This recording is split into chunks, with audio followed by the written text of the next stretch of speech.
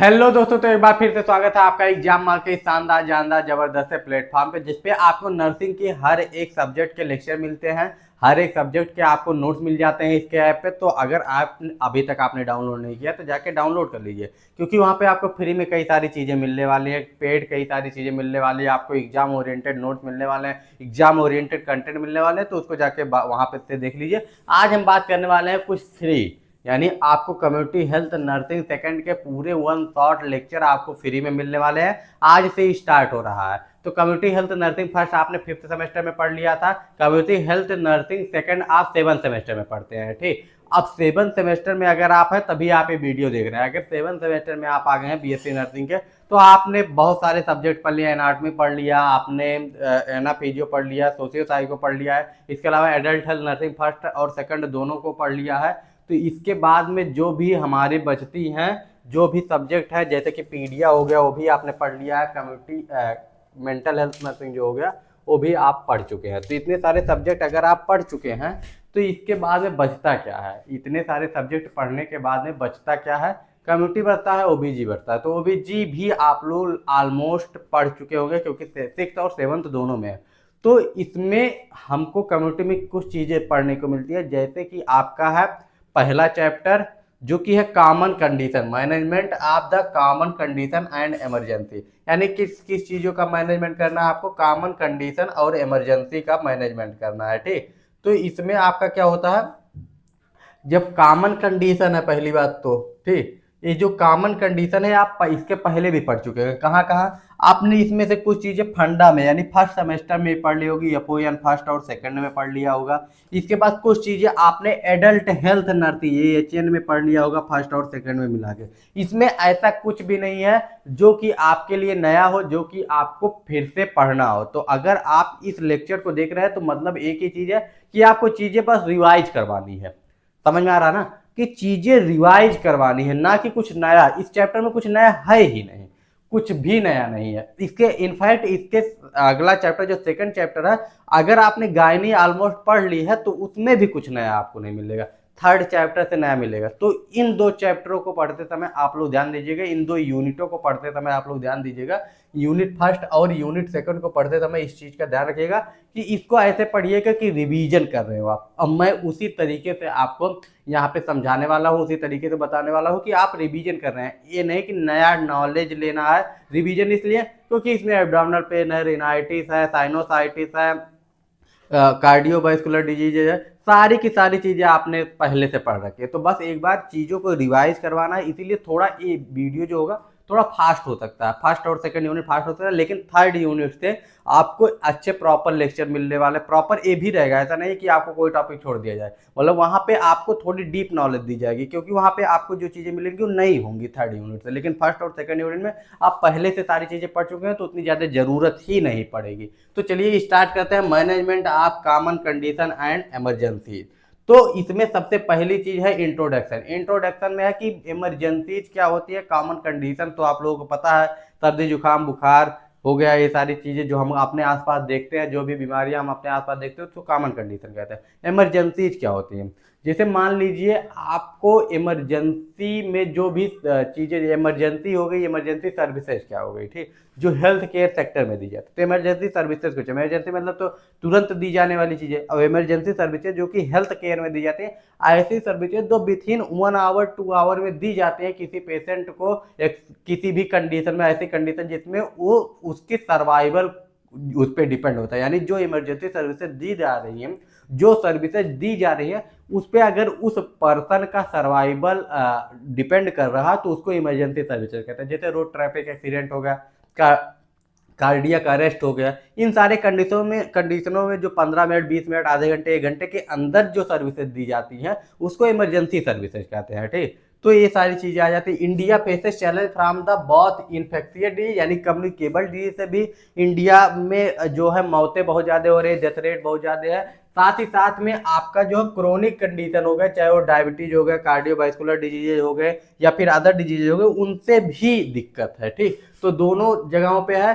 62% of death in 2016 हुए due to the non communicable disease, यानी 2016 में का अगर डाटा देखा जाए 10 साल लगभग हुए, लेकिन उस समय 62% जो डेथ हो रही थी वो नॉन कम्युनिकेबल डिजीज से हो रही थी। ठीक, इसके अलावा 11% इंजरी से, 27% आपका अदर डिजीजेस से हो रही थी। ठीक, यानी इंजरी हो गया, एक्सीडेंट हो गई, इस वजह से 11%। Emergency services are the crucial but largely confined tertiary level care. ठीक, इसका मतलब क्या होगा, हाँ बहुत ही क्रूशियल है, बहुत ही जरूरी है आपका क्या, इमरजेंसी सर्विसेज बहुत ही जरूरी है, लेकिन वो आपको अवेलेबल आपको कहाँ पे मिलेगा, सिर्फ मैक्सिमम जो सर्विसेज हैं टर्सरी लेवल पे मिलेंगे। अभी आपका रोड ट्रैफिक एक्सीडेंट हो जाए, छोटा से छोटा एक्सीडेंट हो, बस उसमें ऐसा लगे उस समय पर्सन बेहोश हो या कुछ हो, तो आपके सीएससी पीएचसी कुछ नहीं करेंगे, बहुत ज्यादा से ज्यादा कर देंगे, फर्स्ट एड कर देंगे, इसके अलावा आपको रेफर कर देंगे टर्सरी लेवल पे। तो यही दिक्कत है इंडिया में कि आपको प्राइमरी और सेकेंडरी लेवल पे जो है वहां पे कुछ सुविधाएं नहीं मिलती है। और हम पढ़ रहे हैं कम्युनिटी हेल्थ नर्सिंग, मतलब हमको कम्युनिटी में चीजें डील करनी है, सीएससी पीएचसी पे डील करनी है,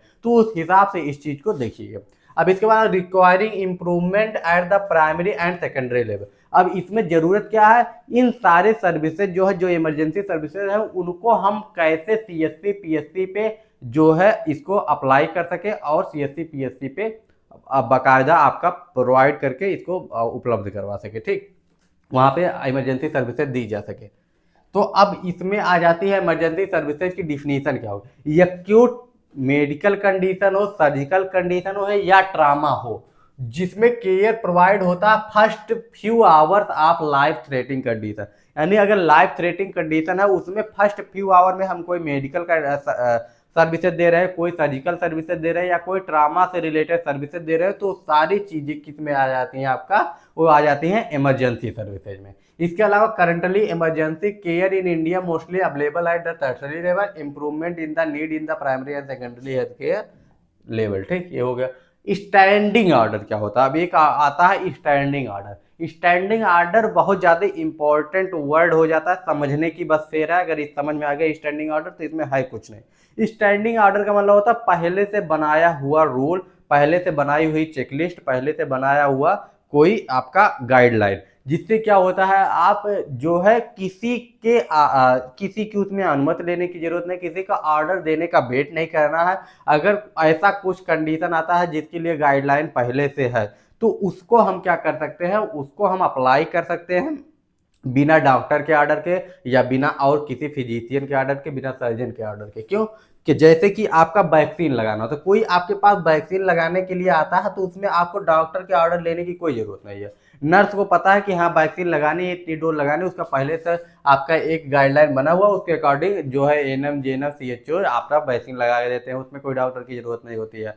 इसी तरीके से जो भी प्री इस्टेब्लिश रिटन प्रोटोकॉल्स होते हैं, अलाउ करते हैं हेल्थ केयर प्रोफेशनल्स को, जैसे कि नर्स हो गए, ठीक, एएनएम हो गए, जेएनएम हो गए, या फिर आपका फार्मासिस्ट हो गए, ठीक, to perform specific task without direct physician involvement. यानी फिजिशियन का जो है डायरेक्ट इन्वॉल्वमेंट नहीं हो रहा है, विदाउट उनके फिजिशियन के डायरेक्ट इन्वॉल्वमेंट के क्या हो रहा है, अगर वो चीजें अप्लाई की जा रही है, वो चीजें दी जा रही हैं, तो वो चीजें किस में आती हैं आपका, वो चीजें आती हैं स्टैंडिंग ऑर्डर में।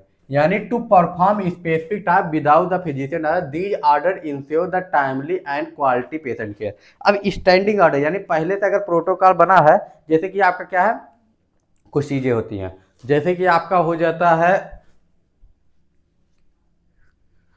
जैसे कि आपका हो जाता है वैक्सीन का एग्जाम्पल ले लेते हैं। अब उसमें अगर डॉक्टर का ऑर्डर देना हो, तो डॉक्टर का वेट करे, वो जाए ओपीडी में, पहले डॉक्टर का ऑर्डर ले, फिर आए वैक्सीन लगवाए, तो ऐसा नहीं होता।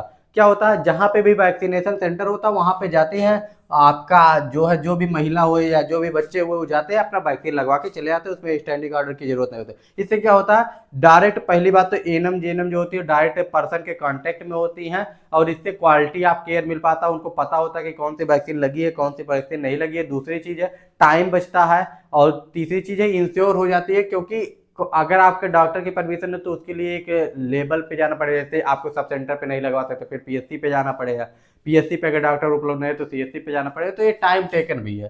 तो क्वालिटी को इम्प्रूव करने के लिए और जल्दी ज्यादा लोगों तक पहुंच के लिए ऐसे स्टैंडिंग ऑर्डर की जरूरत होती है। स्कोप और एप्लीकेशन क्या है, स्टैंडिंग ऑर्डर इंक्लूड करता है एडमिनिस्ट्रेटिव मेडिकेशन कंडीशन, जैसे डायग्नोस्टिक टेस्टेड होगा, प्रोवाइड ट्रीटमेंट होगा, and performing procedure within the set parameter. जो पहले से पैरामीटर सेट है उसी में होगा। They are evidence based and remaining effective until the modification. Example के लिए common example in vaccine administration, nurses can administer vaccine based on the established protocol within require of the physician order or the each patient। अब एक दो vaccine ऐसे हैं जिसके doctor के order की जरूरत होती है, लेकिन मैक्सिमम जो जो आपके आते हैं यूनिवर्सल इम्यूनाइजेशन शेड्यूल में जो आते हैं उनके लिए आपको डॉक्टर के ऑर्डर की जरूरत नहीं होती है। Limitation, standing order do not replace individual patient assessment. ठीक, स्टैंडिंग ऑर्डर जो है वो आपका कभी भी इंडिविजुअल पेशेंट के असेसमेंट और क्रिटिकल फिजिशियन डिसीजन मेकिंग पे नहीं जो है उसको क्या कहते हैं रिप्लेस नहीं कर सकता है, लेकिन they enhance the efficiency but must be use within the defined parameter. जो भी डिफाइंड पैरामीटर जिन जिन चीज़ों पे डिफाइन है पैरामीटर, बस उन्हीं चीज़ों पे इसको अप्लाई करना जरूरी है। ठीक, अब इसके बाद में हमारा आ जाता है significance of standing order. Significance क्या है? Standing order improve the routine health care process, enables prompt intervention, reduce the delay and enhances the overall patient care। ठीक, इसके सिग्निफिकेंस में आ जाता है। इसके बाद आ जाता है यूज ऑफ स्टैंडिंग ऑर्डर। कहाँ कहाँ हम स्टैंडिंग ऑर्डर को जो है यूज करते थे, किन किन क्षेत्रों में किस किन जगहों पे आप स्टैंडिंग ऑर्डर को यूज कर सकते हैं। ठीक, थोड़ा कम दिखाई दे रहा होगा तो उसको मैं पढ़ देता हूँ। रूटीन मेडिकल प्रोसीजर में आप कर सकते हैं, इमरजेंसी सिचुएशन में सीपीआर देना हुआ या अदर कुछ चीज़ें करनी हुई। ठीक, आपको जैसे कि सूचरिंग हो गया या फिर कुछ और चीज़ें होती हैं, कुछ चीज़ों में प्रोटोकॉल आपके होते हैं। ठीक, क्रोनिक डायबिटीज मैनेजमेंट हो गया, स्पेशल पॉपुलेशन प्रोटोकॉल हो गया, प्रिवेंशन केयर हो गया। ठीक, प्रिवेंशन केयर में, ठीक, प्रिवेंशन केयर में किसी के ऑर्डर की जरूरत नहीं होती, जो भी प्रिवेंशन केयर होते हैं वो नर्सेज खुद एक्सप्लेन कर सकती हैं, एएनएम कुछ खुद एक्सप्लेन कर सकती है। डायग्नोस्टिक टेस्टिंग एंड मॉनिटरिंग, कुछ डायग्नोस्टिक टेस्ट हो सकते हैं जो कि करवाए जा सकते हैं, कुछ होते हैं जो डॉक्टर के प्रिस्क्रिप्शन पे होते हैं। स्टैंडर्डाइज केयर प्रोटोकॉल, जो भी स्टैंडर्डाइज प्रोटोकॉल है उसके हिसाब से होता है। अब screening, diagnosis, primary care and referral for the disorder of the GI system, यानी जीआई सिस्टम के जितने भी डिजीजेज हैं उसके बारे में हम लोग पढ़ने वाले हैं। इतने सारी चीज़ें उसमें पढ़ेंगे। क्या क्या चीज़ें पढ़ने वाले हैं? पहला है स्क्रीनिंग क्या है, डायग्नोसिस क्या है, आइडेंटिफिकेशन उसका कैसा, प्राइमरी केयर क्या होती है, रिफरल फॉर द डिसऑर्डर, जो भी रिफरल कैसे होता है, इतनी चीज इसमें ज़्यादा इंपॉर्टेंट है हर एक डिजीज में।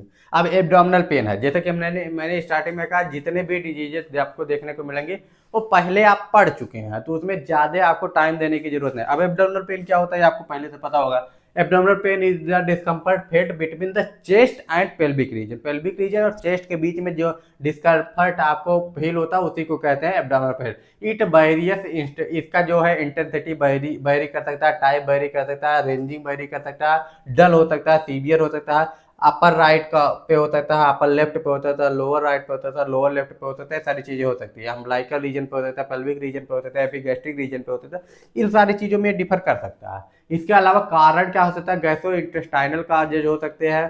ठीक, या फिर आपका किडनी से रिलेटेड कोई कारण हो सकता है, चाहे वो जैसे कि आपका किडनी स्टोन हो गया उससे हो सकता है, कार्डियोवास्कुलर डिजीज हो सकती है, मेटाबॉलिक डिसऑर्डर हो सकता है। ठीक, इसके अलावा इन्फेक्शियस हो सकता है, अदर कॉजेज भी हो सकते हैं, अदर कारण भी हो सकते हैं आपके। स्क्रीनिंग एंड डायग्नोसिस, स्क्रीनिंग और डायग्नोसिस में क्या है? हिस्ट्री और फिजिकल एग्जामिनेशन आप लोग शुरू से पढ़ते आ रहे हैं। लेबोरेटरी टेस्टेड में सीबीसी, एलएफटी, यूरिन एनालिसिस और प्रेगनेंसी टेस्ट। ठीक, कुछ लोगों को पता नहीं होता उसकी वजह से भी हो सकता है। ठीक, एक्सरे, अल्ट्रासाउंड, सीटी, एमआरआई, एंडोस्कोपी, गैस्ट्रोस्कोपी और कोलोनोस्कोपी ये आपका करवा सकते हैं। इसके अलावा स्पेसिफिक कंडीशन जैसे इस्केमिक बाउल में जो क्या होता है डिफ्यूज पेन होता है। ठीक, इसके अलावा diagnosis with the CT scan, CT scan के थ्रू इसको डायग्नोस किया जाता है। एक्यूट अपेंडिसाइटिस में क्या होता है? पेन मूव करता है अम्बलाइकस और राइट इलियक फोसा के बीच में। ठीक, राइट इलियक फोसा और अम्बलाइकस के बीच में जो है पेन क्या करता है आपका? पेन जो है आपका रेडिएट करता है, मूव करता है। रप्चर अपेंडिसाइटिस किसमें क्या may lead to the hypovolemic shock, इसमें हाइपोवॉल्मिक शॉक भी हो सकता है पेन के साथ में। डिफरेंशियल डायग्नोसिस मतलब अलग अलग चीज़ों के लिए, जैसे गैस्ट्रोइंटेस्टाइनल आपका अपेंडिसाइटिस हो सकता है, पेप्टिक अल्सर हो सकता है, पैनक्रियाटाइटिस हो सकता है। अगर किडनी से रिलेटेड चीज़ें जैसे किडनी स्टोन हो सकता है, यूटीआई हो सकती है, एक्टोपिक प्रेगनेंसी हो सकती है। कार्डियोवास्कुलर में आपका एरोटिक एनुरिज्म हो सकता है, मायोकार्डियल इन्फेक्शन यानी एमआई हो सकता है आपका। इसके अलावा मेटाबॉलिक में आपका डायबिटिक कीटो एसिडोसिस हो सकता है, हाइपरकैलेमिया हो सकता है, इन्फेक्शन में गैस्ट्रोएंटेराइटिस हो सकता है और हिपेटाइटिस हो सकता है। ठीक, तो इतनी सारी चीज़ें आप लोग, ये सारी चीज़ें पहले पढ़ चुके हैं, तो इसमें इसीलिए जल्दी जल्दी क्या क्या चीज़ें आपको एग्जाम में लिखनी है उस हिसाब से इसको बस देखा जा रहा है। इमरजेंसी मैनेजमेंट में Asid the airway breathing circulation यानी एबीसी हम चेक करेंगे। ठीक, एयरवे ब्रीथिंग और सर्कुलेशन स्टेबलाइज करेंगे वाइटल साइन को। इसके अलावा pain management with the analgesic. ठीक, एनाल्जेसिक देंगे ठीक पेन मैनेजमेंट करने के लिए। Ivy fluid for the dehydration और शॉक, आईवी फ्लूइड देंगे डिहाइड्रेशन और शॉक के लिए। इसके अलावा anti emetic for the nausea and vomiting, anti emetic देंगे आप किस लिए, नोजिया और वोमिटिंग के लिए। इसके बाद में हम आ जाता है ट्रीटमेंट अंडरलाइंग काजेज, जैसे कि सर्जरी एपेंडिसाइटिस के लिए एंटीबायोटिक फॉर द इन्फेक्शन है तो इसके लिए देंगे। अब ट्रीटमेंट प्लान में नॉन सर्जिकल में मेडिकेशन, हाइड्रेशन, डाइटरी मैनेजमेंट, इन सब पे अगर नॉर्मल है तो उससे ही ठीक हो जाएगा। लेकिन अगर सर्जिकल की रिक्वायर्ड होती है जैसे कि अपेंडिसाइटिस हुआ तो उसके लिए सर्जिकल रिक्वायर्ड है। कोलेसाइटिस यानी किडनी में स्टोन हो गया उसके लिए, तो ये सारी चीज़ें हो सकती है। फॉलो अप में मॉनिटर करेंगे vital sign, repeat imaging test जो भी है आपका यूएसजी वगैरह या फिर सीटी हो गया उसको करवा लेंगे। कॉम्प्लिकेशन में क्या हो सकता है, पेरिटोनाइटिस यानी ड्यू टू परफोरेशन पेरिटोनाइटिस हो सकता है। ठीक, इसके अलावा सेप्सिस हो सकता है, सॉरी इन्फेक्शन स्प्रेड कर सकता है किसमें, ब्लड स्ट्रीम में। इसके अलावा हाइपोवॉल्मिक और सीवियर डिहाइड्रेशन और इंटरनल ब्लीडिंग हो सकती है, organ failure due to the prolonged hypo perfusion की वजह से हो सकता है। इसके अलावा नोजिया और वोमिटिंग, अब दो वर्ड है नोजिया और वोमिटिंग, ये आज तक अगर आपका क्लियर हो जाना चाहिए होते 7th सेमेस्टर में है लेकिन नहीं हुआ। तो नोजिया क्या होता है, उल्टी जैसा फील होना। ठीक, उल्टी जैसा फील होना, लग रहा है कि उल्टी आ जाएगा, वो नोजिया होता है। और एब्डोमिनल कंटेंट का बाहर आना वोमिटिंग होता है। ठीक, जो भी एब्डोमिनल कंटेंट है अगर वो बाहर आ जा रहा है तो उसको कहते हैं नोजिया। ये सेंसेशन ऑफ अनिएसिस और discomfort in the upper stomach often preceding vomiting, जैसे लगेगा कि वोमिटिंग आ जाएगी तो उसकी वजह से होता है। वोमिटिंग क्या होता है, forcefully expel of gastric content, जो भी गैस्ट्रिक कंटेंट हो फोर्सफुल्ली अगर बाहर आ जा रहा है थ्रू द माउथ तो इसको कहेंगे वोमिटिंग कहते हैं। अब इसमें के कारण क्या हो सकता है, जीआई कॉजेज हो सकता है जैसे गैस्ट्राइटिस होता है, गैस्ट्रोइंटेराइटिस होता है, जीईआरडी हो सकता है। ठीक, इसके अलावा आपका बाउल ऑब्स्ट्रक्शन हो सकता है। इसके अलावा डायग्नोसिस में आपका एंडोस्कोपी, इमेजिन, लैब टेस्ट, ये सारी चीजें करवाएंगे। ठीक, अब कॉमन काजेज क्या हो सकता है नोजिया और वोमिटिंग के, तो इंटरनल का जो है हेडेक्स हो सकता है, वायरल इन्फेक्शन अगर आपको हुआ तो उस कंडीशन में आपका हो सकता है, हार्ट अटैक की कंडीशन में भी होता है, सीवियर पेन हो गया तो उसमें हो सकता है, एब्डोमिनल सोर्सेस जैसे कि अपेंडिसाइटिस हो गया, हेपेटाइटिस हो गया, किडनी में कोई दिक्कत है तो उससे हो गया, या गाल ब्लैडर स्टोन है, इस सारी वजह से होता है, प्रेगनेंसी में भी होता है। ठीक, इसके अलावा आपका मोशन सिकनेस है तो उसकी वजह से हो सकता है, अल्कोहल पॉइजनिंग है तो उसकी वजह से होता है, फूड पॉइजनिंग हो सकता है, मेडिटाइटिस हो सकता है, इन सारी चीज़ों की वजह से होता है। ठीक, इसके बाद आ जाता है मैनेजमेंट, आइडेंटिफाई द टाइमिंग, कब हो रहा है, फ्रीक्वेंसी कितनी है, उससे एसोसिएटेड फैक्टर कौन है, मतलब फूड पॉइजनिंग तो नहीं हुई, मेडिकेशन पॉइजनिंग तो नहीं हुई है, या फिर अदर कोई काजेज है इसी वजह से तो नहीं हुई है।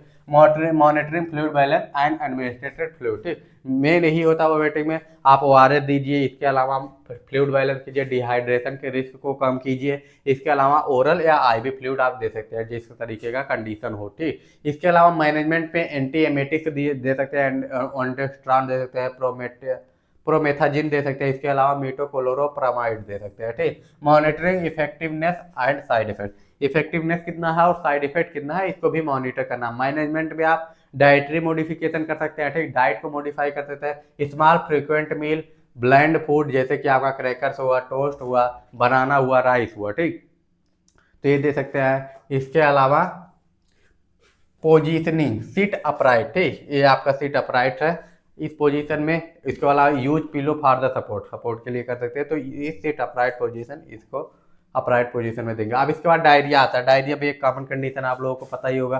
तो डायरिया में क्या होगा, diarrhoea refer to a frequent loose of watery stool occurring more than usual after use urgency और abdominal cramp, it can range from the mild to severe, usually indicate and underlying digestion issue. ठीक, diarrhoea क्या है, frequent हो रहा है, loose and watery stool अगर हो रहा है। ठीक, यूजुअली जितना आप दिन में एक बार दो बार जाते हैं उससे अगर ज़्यादा हो रहा है तो और अर्जेंसी आ रही है, एब्डोमिनल क्रैम्प हो रहा है, तो इसको क्या कहेंगे, डायरिया कहेंगे। ठीक, अब ये आपका क्या हो सकता है, दो टाइप का मेनली होता है, क्रोनिक हो सकता है और जो आपका क्या हो सकता है, एक्यूट हो सकता है। ठीक, तो ये वीक नहीं होगा, यहाँ पे होगा डेड। ठीक, अगर क्रोनिक एक्यूट है तो आपका 2 से ज़्यादा बार होगा एक दिन में। इसके अलावा आपका cause by infection, food poisoning या मेडिकेशन से हो सकता है। लेकिन दिन में 4 बार से अगर ज़्यादा हो रहा है तो ये क्रोनिक में आ जाता है, जो कि आईबीडी, आईबीएस या सीलियक डिजीज या क्रोनिक इन्फेक्शन से रिलेटेड हो सकता है। ठीक, अब इसमें कारण क्या क्या हो सकते हैं, यानी कौन कौन से कारण हो सकते हैं जो कि आपका किस चीज़ में हेल्प करेंगे, आपका हेल्प करेंगे डायरिया के होने में। ठीक, तो डायरिया के होने में कौन कौन सी चीजें हेल्प करती हैं। ठीक, तो इसमें इन्फेक्शन पहला हो गया, दूसरा हो गया फूड पॉइजनिंग की वजह से हो सकता है, तीसरा आपका डाइजेस्टिव डिसऑर्डर हो सकता है, फूड इंटॉलरेंस हो सकता है और अदर कॉजेस हो सकते हैं। अब इसमें होता है इन्फेक्शन, इन्फेक्शन वायरल भी हो सकता है, बैक्टीरियल भी हो सकता है। ठीक, तो वायरल में आपका जो भी वायरस हो सकते हैं, कुछ भी। हाँ, ठीक, वायरसेस हो सकती है। इसके अलावा आपका बैक्टीरिया में ई कोलाई हो गया, साल्मोनेला हो गया। ठीक, पैरासाइट्स भी हो सकती है कारण। ठीक, अब फूड पॉइजनिंग में आपका कंटामिनेटेड फूड या वाटर, इन दोनों चीज़ों से हो सकता है। इसके अलावा मेडिकेशन में एंटीबायोटिक हो गया, लैक्सेटिव्स हो गए, कैंसर ट्रीटमेंट हो गया, इन सारी कंडीशनों में होता है। ठीक, डाइजेस्टिव डिसऑर्डर में आईबीडी हो गया, आईबीएस हो गया या सीलियक डिजीजेस हो गए। फूड इंटॉलरेंस में लैक्टोसिस, फ्रक्टोज इंटॉलरेंस, इन सारी चीज़ों की वजह से होता है। ठीक, स्क्रीनिंग एंड डायग्नोसिस में क्या होगा, stool test, microscopic examination, culture sensitivity. इसके अलावा ब्लड टेस्ट हो गया जिसमें सीबीसी हो गया, इलेक्ट्रोलाइट हो गया, लीवर फंक्शन टेस्ट हो गया। इमेजिंग में यूएसजी हो गया या सीटी स्कैन करवा सकते हैं। इंडोस्कोपी में कोलोनोस्कोपी या सिग्मोइडोस्कोपी फॉर बायोप्सी के लिए कर सकते हैं इन सीवियर कंडीशन में। मैनेजमेंट में फ्लूइड रिप्लेसमेंट सबसे इंपॉर्टेंट है, चाहे वो डायरिया हो या फिर इसके पहले जो नोजिया एंड वोमिटिंग हो उसमें। ठीक, मेडिकेशन एंटी डायरियल दे सकते हैं। ठीक, इसके अलावा लेप्रोमाइड जो है उसको दे सकते हैं, antibiotic for the bacterial infection. Treatment underlying causes में जो भी कारण है उसका जो है ट्रीटमेंट दे सकते हैं। इसके अलावा मैनेजमेंट में आपका है BART। ठीक, BART। ठीक, bananas easy to digest, rich potassium होता है जो कि आपके लिए इम्पोर्टेंट है, आपके सेल में जो है वाटर एब्जॉर्प्शन के लिए इम्पोर्टेंट है। इसके अलावा एप्लेसिस कंटेन करता है पेक्टिन्स को, जो कि फिल्म ऑफ द स्टूल। ठीक, स्टूल को फिल्म करता है। इसके अलावा आपका आ जाता है राइस आ जाता है, इसके अलावा टोस्ट आ जाता है। लो फाइबर होता है, रिड्यूस करता है स्टूल फ्रीक्वेंसी को। टोस्ट क्या होता है, प्रोवाइड करता है कार्बोहाइड्रेट, इजी टू डाइजेस्ट भी होता है। ठीक, तो इतनी सारी चीज़ें कर सकते हैं। BRAT डाइट गाइडलाइन क्या होता है, start gradually with small portion, यानी स्मॉल पोर्शन से स्टार्ट करना है। इसके अलावा हाइड्रेशन का मेंटेन, क्लियर फ्लूइड होना चाहिए, इलेक्ट्रोलाइट और सोल्यूशन होना चाहिए, यानी ORS आप दे सकते हैं। ठीक, इसके अलावा आपका अवॉइड करना है dairy, fatty food, spicy food, caffeine, alcohol. इसके अलावा आपका transition to the balance diet in 1 to 2 days, और 1 से 2 दिनों में आपको बैलेंस डाइट की तरफ बढ़ जाना है। ठीक, इसके अलावा नर्सिंग केयर में मॉनिटर करना है स्टूल फ्रीक्वेंसी कितनी बार जा रहा है, हाइड्रेशन वाइटल्स हो गए, encourage fluid intake, IV fluid if needed. Nutrition support में मॉनिटर इनटेक करना है, आउटपुट इनटेक आउटपुट करना है। ठीक, मॉनिटर। इसके अलावा एजुकेट करना है medication use, diet, dehydration sign. ठीक, अब इसके अलावा जाता है रेफरल क्राइटेरिया। रेफरल क्राइटेरिया में आपका क्या होता है, रेफरल क्राइटेरिया में आपका आ जाता है क्रोनिक डायरिया, 2 वीक नहीं होगा। हाँ, यहाँ पे 2 वीक होगा, क्योंकि यहाँ पे 2 वीक इसलिए होगा क्योंकि अगर डायरिया आपको 2 वीक से ज़्यादा होगा तो क्रोनिक कंडीशन में आ जाता है। सीवियर सिम्टम में हाई फीवर आ जाता है, सीवियर पेन आ जाता है, ब्लडी स्टूल आ जाता है, डिहाइड्रेशन, लो यूरिन आउटपुट, ड्राई माउथ हो जाता है, डिजीनेस हो जाता है। स्पेशलिस्ट रेफरेंस, जैसे अगर कोई स्पेशल कंडीशन आ जाते हैं गैस्ट्रोइंटेस्टाइनोलॉजिस्ट के पास या इन्फेक्शियस डिजीज एक्सपर्ट जो होते हैं उनके पास भी आप रेफर कर सकते हैं। डिहाइड्रेशन में क्या होता है, इलेक्ट्रोलाइट इम्बैलेंस, जैसे सोडियम पोटेशियम हो गया, मैग्नीशियम लॉस हो सकता है। कॉम्प्लिकेशन में सारी चीज़ें आ सकती है, माल न्यूट्रिशन, पुअर न्यूट्रिशन एब्जॉर्प्शन हो सकता है। इसके अलावा आपका इलेक्ट्रोलाइट इम्बैलेंस हो सकता है सेकेंडरी इन्फेक्शन में due to the antibiotic use of immune suppression. ठीक, ये सारी चीज़ें आपकी हो सकती है। कॉन्स्टिपेशन क्या होता है, कॉन्स्टिपेशन भी आप जिसको कब्ज कहते हैं।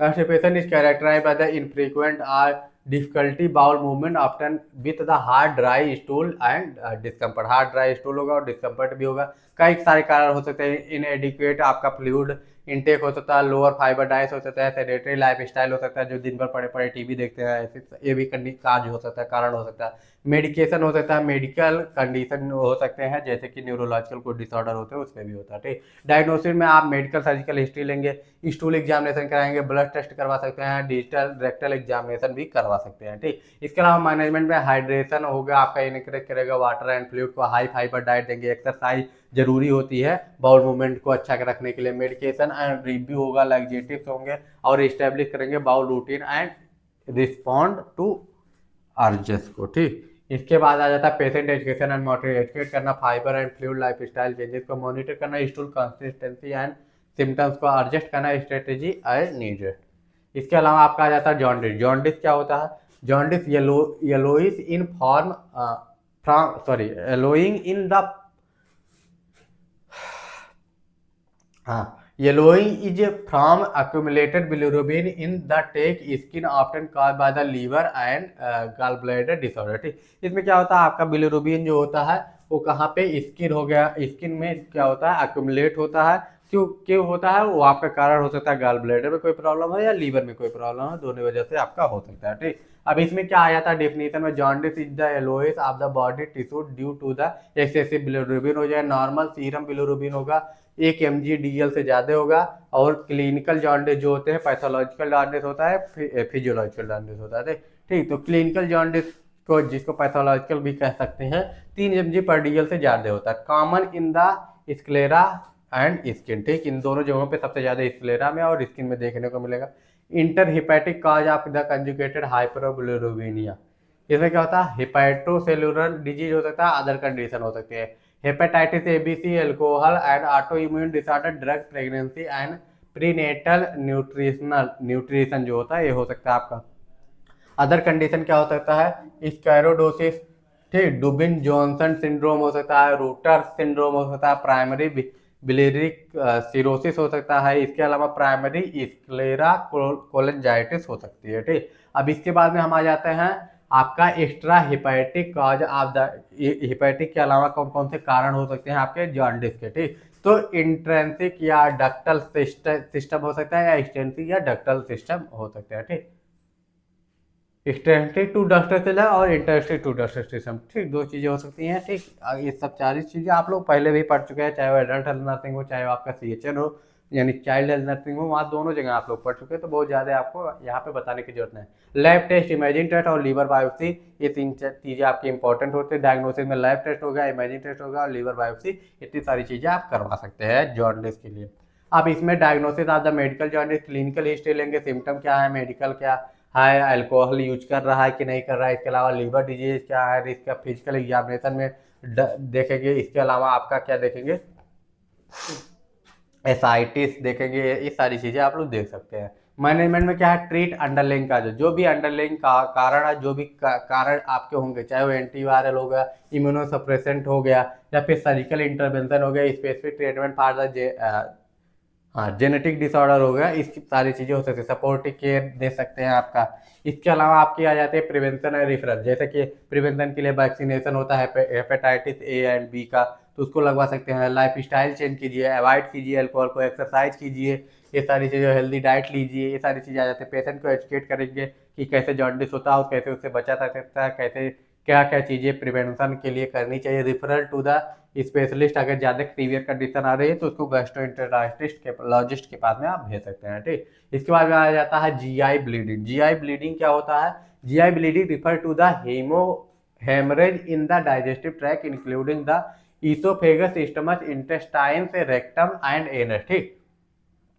एक तरीके का ये हेमरेज होता है, कैसा, in the digestive tract including the oesophagus, stomach, intestines, rectum and anus, ठीक। ये चीजें हो गई। सिम्टम में क्या होगा, हिमेटोएमेसिस हो गया, मिलेना हो गया, हिमेटोकोइजिया हो गया, ये सारी चीज सिम्टम हो सकते हैं, ठीक। अब इसमें आ जाता है range from the mild to severe and require urgent care. Mild to severe हो सकता है और अर्जेंट केयर इसमें रिक्वायर्ड होता है, ठीक। अब इसमें आ जाता है GI ब्लीडिंग के कारण अपर और लोअर, ठीक, दो चीजें होती है। GI ड्यूडेनल अल्सर हो सकता है, ठीक, ये सारी चीज़ें हो सकती है। एसोफेजाइटिस हो सकता है, गैस्ट्राइटिस हो सकता है, इसके अलावा हेमरॉइड्स हो सकते हैं अगर लोअर की बात किया जाए। ठीक, ये सारे कारण, ट्यूमर्स हो सकता है, पॉलिप्स हो सकते हैं, सारे कारण हो सकते हैं। डायग्नोसिस में क्या होगा, history and physical examination, lab test, CBC, coagulation profile, CMP, LFT, ये सारी चीज़ें करेंगे। इमेजिंग, एंडोस्कोपी, कोलोनोस्कोपी और सीटी एंजियोग्राफी कर सकते हैं। ठीक, मैनेजमेंट में क्या होगा, रिससिटेट करेगा और सपोर्टिव केयर देंगे, यानी दो ही मैनेजमेंट मेरे से दिया जाएगा, सपोर्टिव केयर देना है और रिससिटेट करना। बायलूम रिससिटेशन एंड ब्लड ट्रांसफ्यूजन कर सकते हैं, करेक्शन ऑफ द कोगुलोपैथी कर सकते हैं, ICU care for the severe cases. ठीक, ये सारी चीजें आपकी हो गई। इसके अलावा endoscopy and medical therapy. Endoscopy क्या होगा, endoscopy for the upper GI bleeding के लिए एंडोस्कोपी कर सकते हैं, कोलोनोस्कोपी लोअर जीआई ब्लीडिंग के लिए कर सकते हैं, साथ ही साथ सोमैटोस्टेटिन एनालॉग्स दे सकते हैं और एंटीबायोटिक फॉर द ठीक, इसके लिए दे सकते हैं। Surgical and angiography intervention, surgical for the life threatening and recurrent bleeding, angiography embolisation for the active antiviral enteral bleeding या arterial bleeding, sorry arterial bleeding अगर हो रहा है तो उसके लिए आप एंजियोग्राफी या इम्बोलिलाइजेशन फॉर द एक्टिव अगर है और आर्टेरियल ब्लीडिंग है तो उसके लिए ये चीज़ें कर सकते हैं। अब इसमें आ जाते हैं आपका monitoring and follow up, ICU admission for the critical cases. ठीक, आईसीयू में अगर भी रिफर करेंगे, अगर क्रिटिकल केसेस हो रहा है, कंडीशन गंभीर हो रही है तो उसके लिए आईसीयू में भेजेंगे। मॉनिटर वाइटल, हीमोग्लोबिन, ठीक, ये सारी चीज़ें देखेंगे।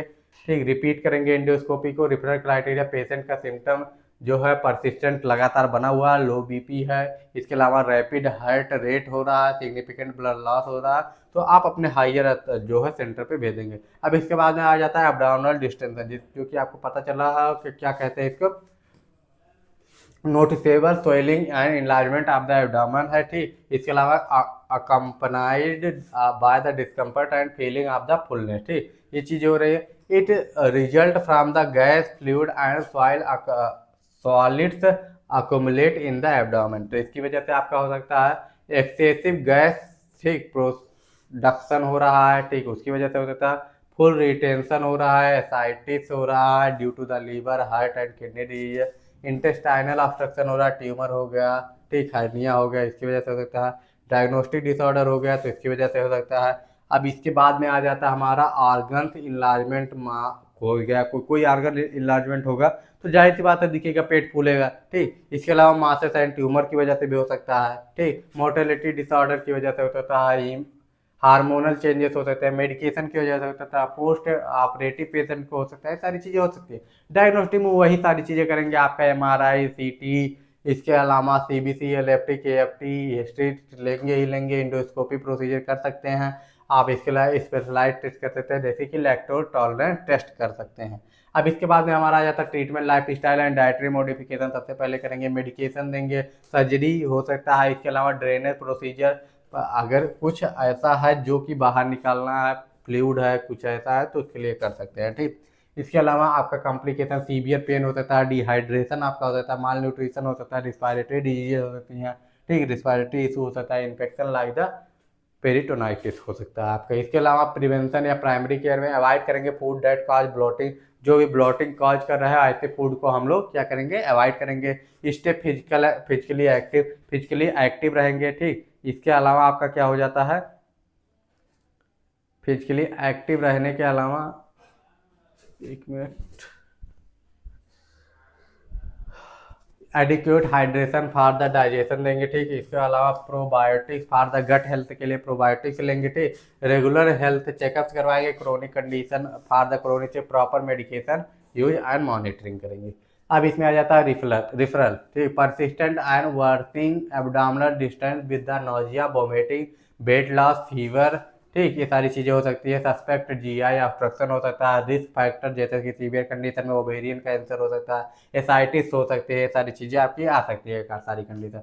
अब डिस्फेजिया यानी difficulty in swallowing, difficulty in swallowing में क्या हो सकता है, डिस्फेजिया डिफिकल्टी या discomfort in the swallowing involving sensation like food getting stuck in the throat और चेस्ट पेन, व्हील स्वेलिंग और slow passage for the food through the oesophagus, यानी oesophagus से या तो डिस्कम्फर्ट हो रहा है, डिफिकल्टी हो रही है, या तो फिर फ्लो पास हो रहा है, तो उसको डिस्फेजिया कहते हैं। ठीक, स्ट्रक्चरल एबनॉर्मलिटी हो सकती है, या फिर न्यूरोमस्कुलर डिसऑर्डर हो सकता है, GERD हो सकता है। ठीक, इसके अलावा आपका न्यूरोलॉजिकल कंडीशन हो सकता है, रेडिएशन थेरेपी या सर्जरी इन द हेड और नेक हो सकता है, या फिर कनेक्टिव टिश्यू डिसऑर्डर भी हो सकते हैं। इसके अलावा डायग्नोस्टिक आइडेंटिफिकेशन में clinical history, physical examination, swallowing test, upper GI endoscopy, oesophageal manometry हो गया। ठीक, ये सारी चीज़ें 24 आवर PH मॉनिटरिंग हो गया, इमेजिंग स्टडी हो गया, या ब्लड टेस्ट हो गया, ये सारी चीज़ें आपकी हो सकती है। मैनेजमेंट में क्या होगा, dietary modification and speech therapy होगा, न्यूरोमस्कुलर इलेक्ट्रिकल स्टिमुलेशन थेरेपी हो गया। ठीक, मेडिकेशन हो गए, PPI वगैरह हो गए, इन सारी चीज़ों की ये जो है मैनेजमेंट में यूज किया जाता है। Surgery for the severe cases, ठीक, ये सारी चीज़ें आपकी आ जाएगी। साइकोलॉजिकल सपोर्ट जरूर देना है। इसके अलावा रेफरल क्राइटेरिया में आपका क्या आएगा, प्रोग्रेसिव डिस्फेजिया। ठीक, डिस्फेजिया जो है बढ़ता जा रहा है, ठीक, तो आप रिफर कर देंगे। वेट लॉस हो रहा, माल न्यूट्रिशन हो रहा, तो भी आप रिफर कर देंगे। ठीक, चोकिंग एंड एस्पायरेशन रिस्क है, तो भी पेनफुल सोलोइंग है, तो इसके इस सारे कंडीशनों में आप क्या करेंगे, जो है रिफर कर देंगे। अगर आपके पास ऐसी सुविधा नहीं है, आप उसको कंट्रोल नहीं कर पा रहे हैं और उसमें प्रोग्रेस ही देखने को मिल रहा है, तो ठीक। एप्थोसस अल्सर क्या है, small painful ulcer on the mouth. ठीक, membrane inside the mouth have a white yellowish centre with the red border, heal in 1 to 2 week without screening. ठीक, स्कारिंग तो बिना स्कारिंग के ठीक हो जाता है। ठीक, लेकिन इसके क्या क्या कारण हो सकते हैं, जेनेटिक हो सकता है, प्रीडिस्पोजिशन हो सकता है, इसके अलावा ट्रामा हो सकता है, इसके अलावा क्या क्या कारण, स्ट्रेस हो गया, फूड ट्रिगर्स हो गए, जैसे स्पाइसी फूड हो गए, एसिडिक फूड हो गया, या फिर ऑटो इम्यून डिजीजेस हो गए, मेडिकेशन आपका क्या हो सकता है, एप्थोसस अल्सर होता है। अब ये क्वेश्चन मेरा यहाँ पे है, जितने लोग वीडियो यहाँ तक देख चुके हैं वो लोग कमेंट करके बताएंगे कि आपका जो भी है क्या है, एपैथोसस। ठीक है, एपैथोस जो भी है, आप इसके सेकंड नाम को बताएंगे, यानी दूसरा नाम इसका क्या हो सकता है उसको बताएंगे। इसके बाद आगे चलते हैं। अब इसमें टॉपिकल ट्रीटमेंट कर सकते हैं, स्टेस्टोमिक ट्रीटमेंट कर सकते हैं, सप्लीमेंट डिफिशियंसी जैसे कि आयरन हो गया, विटामिन B12 हो गया, फॉलिक एसिड हो गया, ये सारी चीज़ें हो गई। इसके अलावा आपका रेफरल से क्राइटेरिया जैसे सीवियर परसिस्टेंट सिम्टम हो गया, फ्रीक्वेंट हो गया, डिफिकल्टी ईटिंग हो गया, या फिर सिम्टोमेटिक सिम्टम हो गया, जैसे कि इन सारी चीज़ों में आप रेफर कर सकते हैं। रिनाइटिस, रिनाइटिस क्या होता है, रिनाइटिस आपका कुछ नहीं है, बस एक छोटा सा कंडीशन है। 1 मिनट, लैपटॉप डिस्चार्ज हो गया है, 1 मिनट, बस 1 मिनट दीजिए मुझे।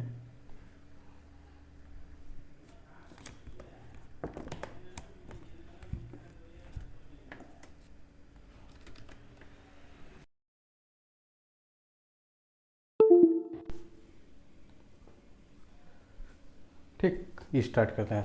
अब रेनाइटिस हो गया, रेनाइटिक जो है inflammation of nasal mucus due to the allergen exposure. ठीक, एलर्जी की वजह से होता है, जैसे कि मुझे भी है थोड़ा बहुत, तभी आप कभी कभी मुझे सर्दी जो लगातार हुई रहती है कभी कभी, किसकी वजह से होता है, धूल हो गया, पॉलन्स हो गए हैं, या फिर ठंडी हो गई, इन सारी चीज़ों की वजह से क्या होता है, AC भी हो गया, इन सारी चीज़ों की वजह से जो है ये आपका ट्रिगर हो सकता है अगर एलर्जिक रेनाइटिस है तो। ठीक, अब इसमें काज हिस्टामिन रिलीजन से sneezing, running, stuffing, nose and congestion हो सकता है। कॉमन एलर्जन में डस्ट हो गया, पॉलन हो गया, मॉल्ड हो गया, पेट डेंडर हो गया, स्मोक हो गया, ये सारे कॉमन एलर्जन में आते हैं। ठीक, इसमें के टाइप का है, एलर्जिक रिनाइटिस है, नॉन एलर्जिक। मुझे जो है वो एलर्जिक रिनाइटिस है, जिसमें पॉलन, डस्ट, माइटस और पेट से हो सकता है। और इसमें नॉन एलर्जिक में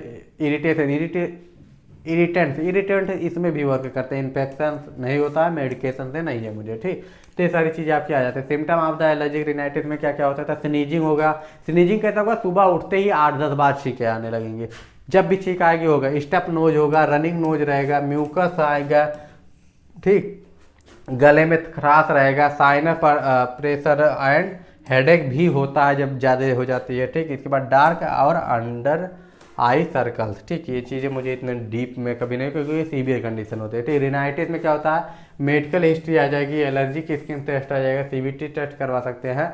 इसके अलावा एंटीहिस्टामिन्स करेंगे, कार्टिकोस्टेरॉइड करेंगे, डीकंजेस्टेंट यूज करेंगे, एलर्जिक शॉट्स यूज करेंगे। ठीक, जैसे कि इम्यूनोथेरेपी होगा, surgery for the structural issue, या फिर अवॉइड एलर्जन, सबसे बढ़िया यही होता है। ठीक, साइनोसाइटिस का इन्फ्लामेशन ऑफ साइनस लाइनिंग, अगर साइनस की लाइनिंग में इन्फ्लामेशन है तो उसको साइनोसाइटिस करेंगे, जिससे कंजेशन होगा, फेशियल पेन होगा, हेडेक होगा, रिड्यूस करेंगे स्मेल को। ठीक, इसके अलावा एक्यूट में क्या होता है, 4 वीक पोस्ट कोल्ड के बाद हो रहा है।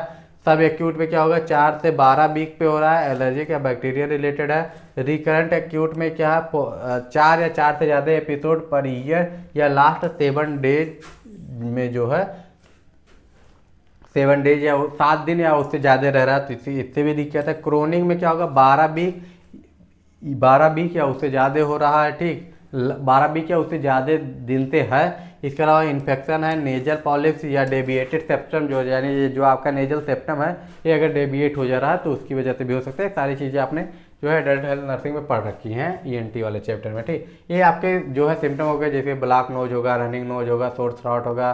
ठीक, ये सारी चीज़ें आपकी इसमें देखने को मिलेगी। साइनोसाइटिस मैनेजमेंट में क्या होगा, टॉपिकल कार्टिकोस्टेरॉइड होगा, एंटीसेप्टिक माउथ वॉश यूज करना, पेन रिलीवर यूज करना। इसके अलावा जो है अवॉइड करना ट्रिगर्स को मेंटेन करना, हाइजीन को, हाइड्रेशन, स्टीम इनहेलेशन बहुत ज़्यादा इंपॉर्टेंट हो जाता है साइनोसाइटिस और रिनाइटिस दोनों में। ठीक, इसके अलावा आपका आ जाता है फेरेंजाइटिस, इसमें क्या होता है, इन्फ्लामेशन ऑफ द फेरिंग्स। ठीक, throat between the tonsil and larynx, commonly known as the sore throat. ठीक, सोर थ्रॉट इसको कॉमनली कहा जाता है। इसका वायरल भी हो सकता है, फेरेंजियल रेडनेस हो गया, या फिर आपका टॉन्सिलर इरिथमिया हो गया, ये हो सकता है। इसके अलावा पायलट पेटिसिया हो गया।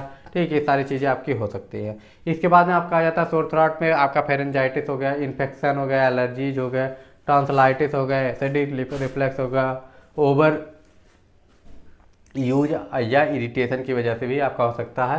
फेरेंजाइटिस काज में क्या होगा, वायरल एंड बैक्टीरियल इन्फेक्शन हो सकता है, मीजल कॉमन कोल्ड हो सकता है, चिकन पॉक्स हो सकता है, क्रम्स हो सकता है, वूपिंग कफ हो सकता है, ग्रुप ए स्ट्रेप्टोकोकस हो सकती है। फेरेंजाइटिस में डायग्नोसिस एंड ट्रीटमेंट, जैसे डायग्नोसिस में क्या होगा, थ्रॉट एग्जाम होगा, थ्रॉट कल्चर होगा, ब्लड टेस्टेड होगा। ट्रीटमेंट में रेस्ट फ्लूइड, ठीक, antibiotic of the bacterial infection suspect. इसके अलावा फेरेंजाइटिस रेफरल में क्या होगा, रिकरेंट टॉन्सिलाइटिस हो गया, परसिस्टेंट सिम्टम या डिस्प्यूट ट्रीटमेंट हो गया, सस्पेक्ट माइलिग्नेंसी हो गया, इम्यूनो कंप्रेमाइड हो गया, या फिर पेशेंट जो है उसको भी हो सकता है, जैसे मेरा भी थोड़ा इम्यून जो कंप्रोमाइज्ड है। ठीक, इसके अलावा लेरेंजाइटिस क्या होता है, इन्फ्लामेशन ऑफ द लेरिंग, जिसमें भी आइटिस लग रहा है आप लोगों को पता है कि इन्फ्लामेशन होगा, उसके पहले वाला वर्ड जो है वही होगा।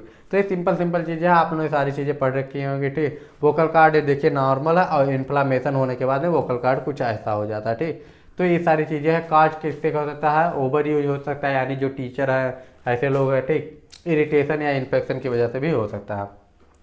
Most common symptom of laryngitis, sore throat, dry cough हो सकता है, वॉइस लॉस हो सकता है, माइल्ड फीवर हो सकता है। ठीक, रिस्क फैक्टर क्या है, स्ट्रेप थ्रॉट हो गया, वायरल इन्फेक्शन, स्मोकिंग है। ठीक, यूज आप इनहेलर है। ठीक, पुअर वोकल हाइजीन है। ठीक, इसकी वजह से भी हो सकता है। साइनस और ओरल हेल्थ प्रॉब्लम हो सकता है। जीआई रिफ्लेक्स डिजीजेस हो सकता है, यानी गैस्ट्रोइंटेस्टाइनल रिफ्लेक्स डिजीजेस की वजह से, जीईआरडी जिसको कहते हैं। क्रोनिक कफ हो सकता है। ठीक, ऑटो इम्यून इश्यू हो सकता है, हैवी ड्रिंकिंग अगर करना है तो उसकी वजह से भी हो सकता है। लेरेंजाइटिस में आपका क्या होगा, डायग्नोसिस एंड ट्रीटमेंट। डायग्नोसिस में आपका आ जाता है throat examination, culture, biopsy. Treatment में आपका क्या आ जाता है, corticosteroid, antibiotic, pain medication and voice therapy, ये सारी चीज़ें आपकी आ जाती है।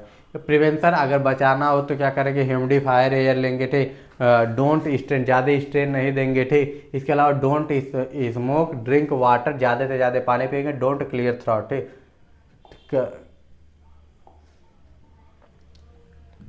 इसके अलावा आपका क्या करेंगे, अगर रिफर करना परसिस्टेंट हार्डनेस आ रही है, अगर आप सीएससी पीएससी पे नहीं मैनेज कर पा रहे हैं तो आप रिफर कर सकते हैं। सस्पेक्टेड लेरेंजियल कैंसर अगर आपको लग रहा है तो रिफर कर सकते हैं। स्टेरॉइड हाई, अगर स्टेरॉइड यूज हो रहा है, स्टेरॉइडर अगर यूज हो रहा है तो आप रिफर कर सकते हैं, अगर आप उसको मैनेज नहीं कर पा रहे हैं तो। टॉन्सिलाइटिस में डिफिनेशन क्या होगा, टॉन्सिल में हो सकता है। ठीक, काज कह सकते हो, वायरल या बैक्टीरियल हो सकता है।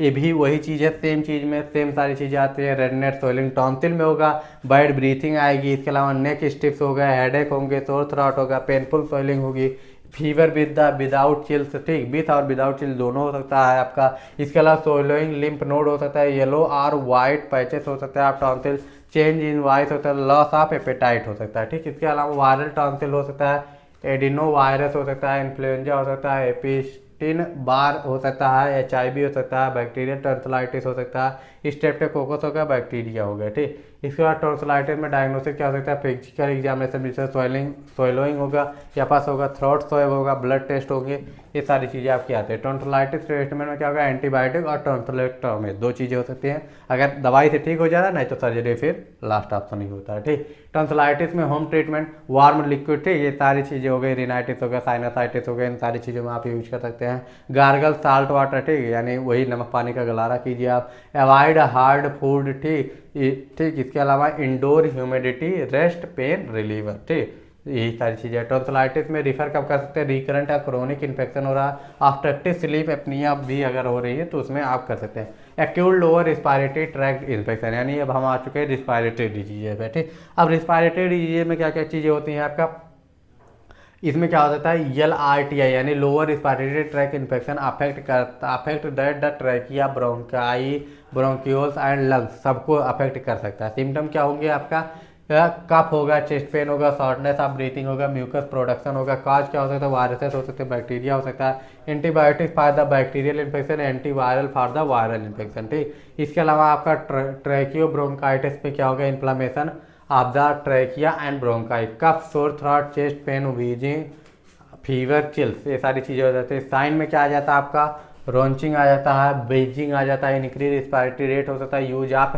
एसेसरी मसल्स जो होती हैं वो आ सकती है, उनका यूज हो सकता है, ठीक। इसके बाद में आ जाता है ट्रैकियो ब्रोंकाइटिस डायग्नोसिस, आप क्या कहते हैं, क्लिनिकल एवेल्यूएशन करेंगे, यानी हिस्ट्री लेंगे, आप फिजिकल एग्जामिनेशन करेंगे। इसके बाद में इमेजिंग टेस्ट कराएंगे, लैब टेस्ट कराएंगे, ठीक, एक्सरे करवा सकते हैं, CT करवा सकते हैं, CBC करवा सकते हैं, स्पूटम एनालिसिस करवाएंगे, pulmonary infection test of the chronic cases, ये सारी चीज़ें आप CSC PSC पे करवा सकते हैं। हाइड्रेशन हो सकता है मैनेजमेंट के लिए, ICMR की जो गाइडलाइन है, एंटीबायोटिक दे सकते हैं, एंटीवायरल दे सकते हैं, सपोर्टिव केयर में जैसे ह्यूमिडिफाइड एयर दे सकते हैं, स्मोकिंग सेंसेशन, ठीक, ये सारी चीज़ें अगर हो गई, इरिटेशन अवॉइडेंस कर सकते हैं, स्मोकिंग अवॉइड कर सकते हैं, इसको अवॉइड करें। निमोनिया क्या होता है, बहुत बार पढ़ चुके हैं, बहुत सिंपल सा चीज़ है, infection causing lung inflammation, fluid या पस बिल्डिंग, ठीक। इन्फेक्शन काज करेगा लंग इन्फ्लामेशन, लंग में इन्फ्लामेशन और उसमें पस या जो है फ्लूइड जो है अक्यूमुलेट होगा। कफ विद द पस आएगा, फीवर, चिल्स होंगे, डिफिकल्टी ब्रीथिंग होगी, बैक्टीरिया, वायरस या फंगी के कारण ये हो सकता है। टाइप क्या है, कम्युनिटी एक्वायर्ड इन्फेक्शन निमोनिया हो सकता है, हॉस्पिटल एक्वायर्ड निमोनिया हो सकता है, ठीक, बहुत सारे हो सकते हैं, एस्पायरेशन निमोनिया हो सकता है, सारे निमोनिया के कारण हो सकते हैं जो कि आप लोग पढ़े होंगे कई बार, ठीक। निमोनिया के इन्वेस्टिगेशन में क्या क्या चीज़ें हम लोग करने वाले हैं, हम क्लिनिकल असेसमेंट करेंगे, ठीक, जैसे हिस्ट्री और फिजिकल एग्जामिनेशन, ठीक, कुछ नहीं बताने वाली चीज़ें, आज 7th सेमेस्टर में आप लोगों को पता होगा क्या क्या चीज़ें होती हैं, ठीक। इसके बाद में माइक्रोबायोलॉजिकल टेस्ट, जिसमें स्पोटम कल्चर, जितने भी रिस्पायरेटरी डिजीज ऑलमोस्ट सब में कराया जाता है, रैपिड एंटीजन टेस्ट करवाएंगे। इसके अलावा इमेजिंग टेस्ट, चेस्ट एक्सरे, जितने भी रिस्पायरेटरी डिजीज हैं सब में करवाए जाते हैं, CT स्कैन करवाया ही जाएगा। अदर डिजीज में पल्स ऑक्सीमेट्री हो गया, सॉरी अदर जो भी आप इमेजिंग टेस्ट करवा सकते हैं उसमें ये सारी चीज़ें करवा सकते हैं, जो भी टेस्ट है, जो भी लैब डायग्नोसिस करवा सकते हैं। ICMR के अकॉर्डिंग एंटीबायोटिक देंगे, सपोर्टिव केयर देंगे। ICU ट्रीटमेंट अगर ब्रॉड स्पेक्ट्रम एंटीबायोटिक से भी नहीं काम चल रहा है तो ICU में रिफर करेंगे कि क्रोनिक कंडीशन हो जा रही है। इसके लिए आपको क्या करना पड़ेगा, अगर आप CSC PSC पे तो आपको रिफर करना पड़ेगा। स्पेशल कंसिडरेशन पीडियाट्रिक हो गया, प्रेग्नेंट वुमेन हो गई, इन सारे लोगों को जो है थोड़ा स्पेशल कंडीशन में देखते हैं, ठीक। रेफरल क्राइटेरिया में क्या है, सीवियर सिम्टम हो रहा है, हाई फीवर हो रहा है, ठीक, या फिर ऑक्सीजन सेचुरेशन 92 से कम हो जा रहा है, ठीक, यानी 92% से आपका अगर ऑक्सीजन सेचुरेशन कम हो रहा है तो आप रिफर कर देंगे, आप CSC PSC पे इसको डील नहीं कर सकते हैं। Respiratory rate 30 breath per minute से कम हो रहा है, ठीक, सॉरी ज़्यादा हो रहा है। इसके अलावा versioning after the 48 to 70 hour of antibiotic देने के बाद में भी कंडीशन 48 से 72 आवर में भी सही नहीं हो रही है, उस कंडीशन में दे सकते हैं। Suspected pleural effusion, lung abscess and sepsis.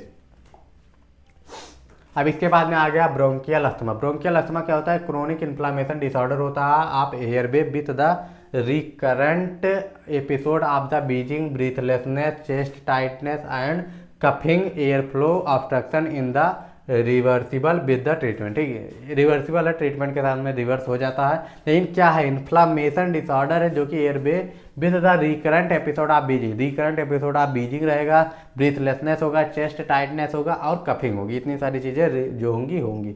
इसके अलावा डिस्ट्रेक्शन या ब्रोंकियल अस्थमा हो गया या स्टेटस अस्थमा हो गया, इसमें क्या होता है, ब्रोंकियल अस्थमा जो होता है इसमें क्या हो सकता है, क्रोनिक विद द एपिसोड हो गया, फिर एक्स्ट्रा बायोथेनस हो गया, रिस्पॉन्डिंग टू द ट्रीटमेंट हो गया, स्टेटस अस्थमा जो होगा ये सीवियर होता है, एक्यूट जो होता है एक कंडीशन होती है, ठीक। स्टैंडर्डाइज ट्रीटमेंट इसका होता है, रिक्वायरिंग होती है इमरजेंसी इंटरवेंशन की इस स्टेटस अस्थमैटिक्स में, ठीक। अब इसके अलावा सिम्टम्स में क्या होता है, रिकरेंट बीजिंग होगा, शॉर्टनेस ऑफ ब्रीथिंग होगा, चेस्ट टाइटनेस होगा, कफ होगा, इंक्रीज म्यूकस प्रोडक्शन होगा, ठीक। इसके बाद में हमारा आ जाता है साइन क्या होगा, सीवियर डिस्फेनिया होगा, ठीक, सीवियर डिस्फेनिया देखने को मिलेगा।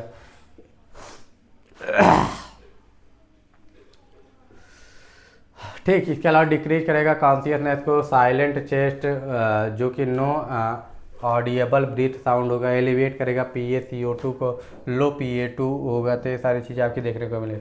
पल्मोनरी फंक्शन टेस्ट करवाएंगे, इसके अलावा ब्रोंकियो प्रोवोकेशन टेस्ट भी करवा सकते हैं, एलर्जी टेस्ट करवा सकते हैं, ब्लड टेस्ट करवा सकते हैं, इमेजिंग करवा सकते हैं, इनहेलेटेड नाइट्रिक ऑक्साइड, ठीक, ये भी आप करवा सकते हैं, ठीक। इसके बाद हमारा आ जाता है ड्रग थेरेपी, ICMR करा, रिलीवर मेडिकेशन जैसे SABA सल्ब्यूटामॉल हो गया, ठीक, SABA इसका फुल फॉर्म आप लोग बताएंगे, SABA क्या होता है इसका फुल फॉर्म आप लोग कमेंट करके बताएंगे। एंटी कोएलर्जिक जो हो गए ये सारी चीज़ें दे सकते हैं। कंट्रोलर मेडिकेशन का ये रिलीफ करते हैं और ये कंट्रोल करते हैं। अब इसमें कंट्रोलर मेडिकेशन क्या होगा, ICS हो गया, ठीक, जिसमें आपका बाइक्लोमेथासोन हो गया, फिर ब्यूटेसोनामाइड हो गया, ठीक, फ्लेवटिकासोन हो गया, ये सारी चीज़ें आपकी आ जाते हैं, ठीक। इसके बाद में हम आ जाते हैं सिस्टमेटिक एंड बायोलॉजिकल थेरेपी में। सिस्टमेटिक कार्टिकोस्टेरॉइड हो गया, बायोलॉजिकल थेरेपी दे सकते हैं हम और अदर ट्रीटमेंट भी दे सकते हैं। इमरजेंसी मैनेजमेंट क्या हो गया, ठीक, इतना ज़्यादा डीप में आपको पूछेगा नहीं, लेकिन अगर आपको पढ़ना हो तो आप स्लाइड से पढ़ सकते हैं, स्लाइड आपको मिल भी जाएगी, ठीक। फार्मेकोलॉजी में क्या होगा, नेबुलाइजिंग SBAS फिर से आ गया, फिर कमेंट करके बताइएगा कि मतलब क्या होता है। सिस्टमेटिक कार्टिकोस्टेरॉइड देते थे IB जो है magnesium sulphate in severe cases में हम लोग दे सकते हैं। इसके अलावा हमारा आ जाता है एडिशनल एंड एडवांस इंटरवेंशन। इसमें क्या देंगे, इसमें IM में आप क्या दे सकते हैं, एनाफिलैक्सिस दे सकते हैं या रिफ्रैक्टेड केसेस में हो सकता है, ठीक। इसके अलावा IV फ्लूइड हो गया, नॉन इन्वेसिव वेंटिलेशन हो गया, इसके अलावा मैकेनिकल वेंटिलेशन, इन सारी चीज़ों को इस कंडीशन में हम लोग दे सकते हैं। इसके बाद में हमारा आ जाता है मॉनिटरिंग कैसे करेंगे, सपोर्टिव केयर क्या होगा, कंटिन्यूस रीअसेसमेंट करेंगे, ABG मॉनिटर करेंगे, साइकोलॉजिकल सपोर्ट देंगे, रिड्यूस करेंगे एंजाइटी को, रिफर करेंगे पल्मोनोलॉजिस्ट को, ICU आप नो इम्प्रूवमेंट, ठीक, ICU में करेंगे, यानी मतलब आपको रिफर तो करना ही पड़ेगा, ठीक। तो यहाँ पे देखिए रेफरल में आपका दिया ही नहीं है, रिफर करना ही पड़ेगा क्योंकि आप CSC PSC पे देख ही नहीं सकते हैं ऐसे कंडीशन को। इसके बाद में आ जाता है हीमोपेटोसिस। इसमें क्या होता है, explanatory of the blood from the respiratory tract severe various requiring timely management to prevent the complication, coughing of blood, ठीक, ये सारी चीज़ें हो गई। अब इसमें क्या होता है, रिस्पायरेटरी इन्फेक्शन हो सकता है, लंग कंडीशन भी हो सकती है, ट्रामा इंजरी हो सकती है, जितनी सारी कंडीशन लिखी है सब आप पहले भी जानते हैं, ठीक। इसमें कुछ ऐसे बताने वाली चीज़ नहीं, ब्लड क्लॉटिंग डिसऑर्डर हो सकता है, ऑटो इम्यून डिजीजेज हो सकते हैं। डायग्नोसिस एंड आइडेंटिफिकेशन में क्या है, मेडिकेशन हिस्ट्री एंड एग्जाम करेंगे, एसेस करेंगे इन्फेक्शन, क्रोनिक डिजीज को, स्मोकिंग, ट्रामा, लेबोरेटरी टेस्टिंग में CBC होगा, कागुलेशन प्रोफाइल हो गया, PT हो गया, PTT हो गया, स्पोर्टम एनालिसिस हो गया, ठीक, imaging, chest x-ray, initial CT scan, ठीक है, सारी चीज़ हो गई। ब्रोंकियोस्कोपी, डायरेक्ट एयरवे विजुलाइजेशन हो गया या ब्लीडिंग कंट्रोल, चीज़ें देखेंगे। प्राइमरी केयर में क्या होगा, स्टेबलाइजेशन, एयरवे हो गया, patency, oxygen therapy, monitor, SPO IB access, सारी चीज़ें वही है। इनिशियल इंटरवेंशन में क्या देंगे, ब्लड टाइपिंग क्या है, इमेजिंग क्या है, सारी चीज़ों के बारे में देखें। ट्रीटमेंट क्या होगा, इन्फेक्शन है, लंग डिजीज है, सीवियर केसेस है, इस हिसाब से हम लोग ट्रीटमेंट देंगे, ठीक। इसके बाद में हमारा आ जाता है डिफिनेटिव ट्रीटमेंट में क्या होगा, इन्फेक्शन है तो ट्रिगर्ड एंटीबायोटिक जो भी है उसको देंगे, अगर क्रोनिक लंग कंडीशन है तो उस कंडीशन के हिसाब से जो है हम लोग ट्रीटमेंट को देंगे। इसके बाद में हमारा पल्मोनरी एम्बोलिज्म है तो इसमें क्या होता है, इसमें आपका जो है पल्मोनरी एम्बोलिज्म हो सकता है,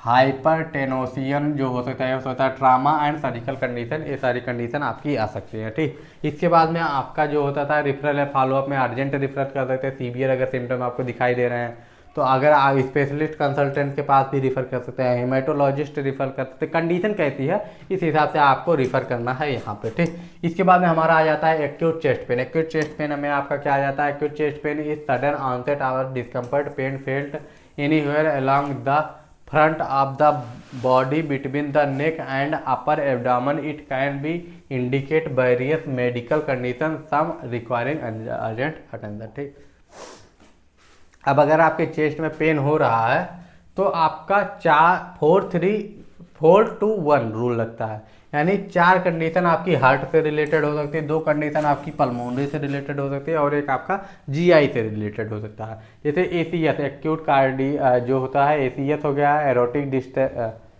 डिस्ट्रक्शन हो गया, या फिर आपका पेरिकार्डियल या मायोकार्डाइटिस हो गया, इसके अलावा आपका पेरिकार्डियल इफ्यूजन हो गया। ठीक, इस सारे कंडीशन में आप हो सकते, इस सारे कंडीशनों में क्या हो सकता है, आपका चेस्ट पेन होगा। पल्मोनरी एम्बोलिज्म हो गया, न्यूमोथोरैक्स हो गया, इन सारे कंडीशनों में चेस्ट पेन हो सकता है। इसोफेगल परफोरेशन की कंडीशन में भी चेस्ट पेन हो सकता है। ठीक, तो ये इंपॉर्टेंट है। नॉन कार्डियक कार्डियल में जैसे जीईआरडी हो गया, ठीक, गैस्ट्रो इसोफेगल रिफ्लक्स डिजीजेस हो गए, पल्मोनरी एम्बोलिज्म हो गया, न्यूमोथोरैक्स हो गया, मस्कुलोस्केलेटल पेन हो गया, एंजाइटी या पैनिक अटैक हो गया, इन सारे कंडीशन में हो सकता है। इसके अलावा आपका रिस्क फैक्टर क्या क्या हो सकते हैं, जैसे ओवरवेट हो गया, स्मोकिंग हो गया, एस्पायरिन हो गया, इनसेट का यूज हो गया, यानी non steroid anti inflammatory disease drugs जो होती है उनका, और एंजाइटी जो हो गया इसकी वजह से हो सकता है। अमेरिकन हार्ट एसोसिएशन के according common heart attack warning कौन कौन सी होती हैं, पेन या डिस्कम्फर्ट इन चेस्ट हो रहा है, लाइट थ्रेडनेस, नोजिया वोमिटिंग हो रही है। ठीक, इसके अलावा जॉ नेक और बैक पे पेन हो रहा है, इसके अलावा डिस्कम्फर्ट और पेन इन द आर्म और शोल्डर और शॉर्टनेस हो रही है। ठीक, ये सारी चीज़ें हो सकती हैं। इसके अलावा डिफरेंशियल डायग्नोसिस में क्या हो सकता है, एंजाइना हो सकता है, एमआई इन्फेक्शन हो सकता है, ठीक, रिस्पायरेटरी इन्फेक्शन हो सकता है, न्यूमोथोरैक्स हो सकता है, मस्कुलोस्केलेटल पेन हो सकता है, जीआरडी हो सकता है। ठीक, ये कई सारी डायग्नोसिस इसमें बन सकती हैं। हिस्ट्री कलेक्शन आप करेंगे, इसके अलावा इसमें डायग्नोस्टिक टेस्ट जैसे ईसीजी हो गया, ब्लड टेस्ट हो गया, इकोकार्डियोग्राम हो गया, सीटी स्कैन हो गया, स्ट्रेस टेस्ट हो गए, सारी टेस्टेज आप करवाएंगे अगर चेस्ट पेन की कंडीशन है तो। इसके अलावा मैनेजमेंट आप एक्यूट चेस्ट पेन का देखेंगे, कार्डियक कॉजेज है तो उसके अकॉर्डिंग करेंगे, जीआई कॉजेज है तो उसके अकॉर्डिंग करेंगे, रिस्पायरेटरी कॉजेज है तो उसके अकॉर्डिंग आप करेंगे। ठीक, रेफरल क्राइटेरिया क्या, अगर इमीडिएट रेफरल करने के साइन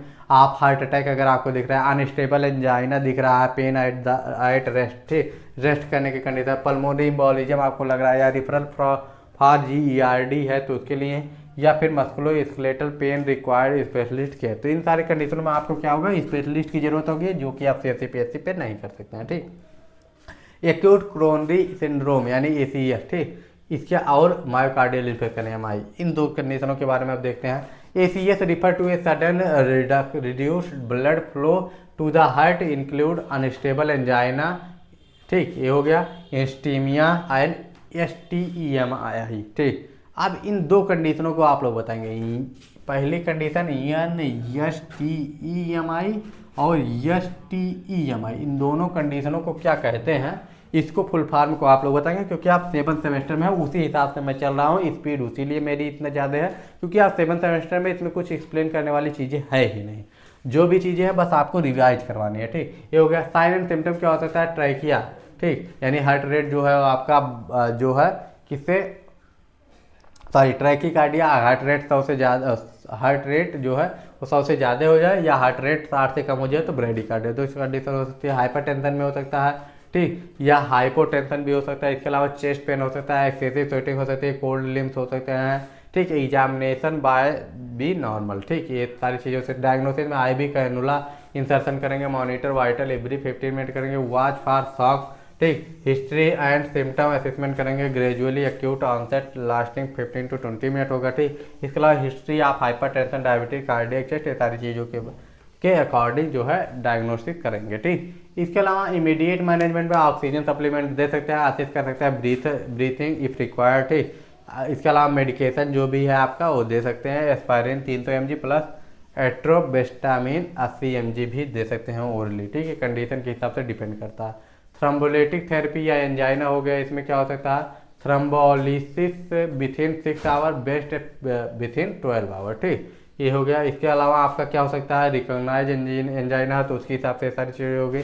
इमीडिएट एक्शन क्या क्या चीज़ें इसमें ले सकते हैं, चुई 1 एस्पायरिन टैबलेट, ठीक, एक एस्पायरिन टैबलेट को चुइंग करना, टेक नाइट्रोग्लिसराइन इफ प्रिस्क्राइब्ड। इसके अलावा beginning hands only CPR if patient is unresponsive, अगर पेशेंट अनरिस्पॉन्स है तभी आप सीपीआर स्टार्ट करेंगे, नहीं करेंगे।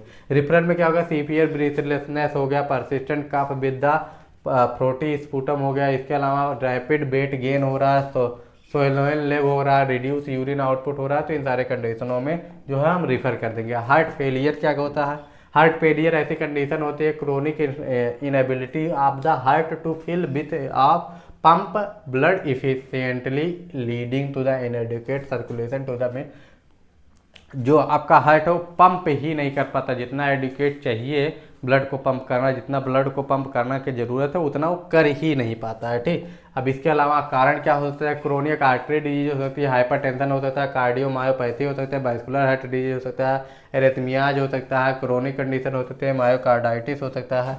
इसके अलावा हमारा आ जाता है NYHA फंक्शनल क्लासिफिकेशन, ठीक, NYHA का फुल फॉर्म आप लोग कमेंट करके बताएंगे, NYHA का फुल फॉर्म आप लोग कमेंट करके बताएंगे, कमेंट करा कीजिए, जितना ही आप लोग खोजेंगे, जितना ही सारी चीज़ें करेंगे उतना ही ज़्यादा याद रहेगा, ठीक। अब इसमें क्या हो सकता है, no limitation of the physical activity, class second में आपका आ जाता है symptom with the ordinary physical examination. इसके अलावा हमारा क्या आ जाता है, इसके अलावा हमारा आ जाता है,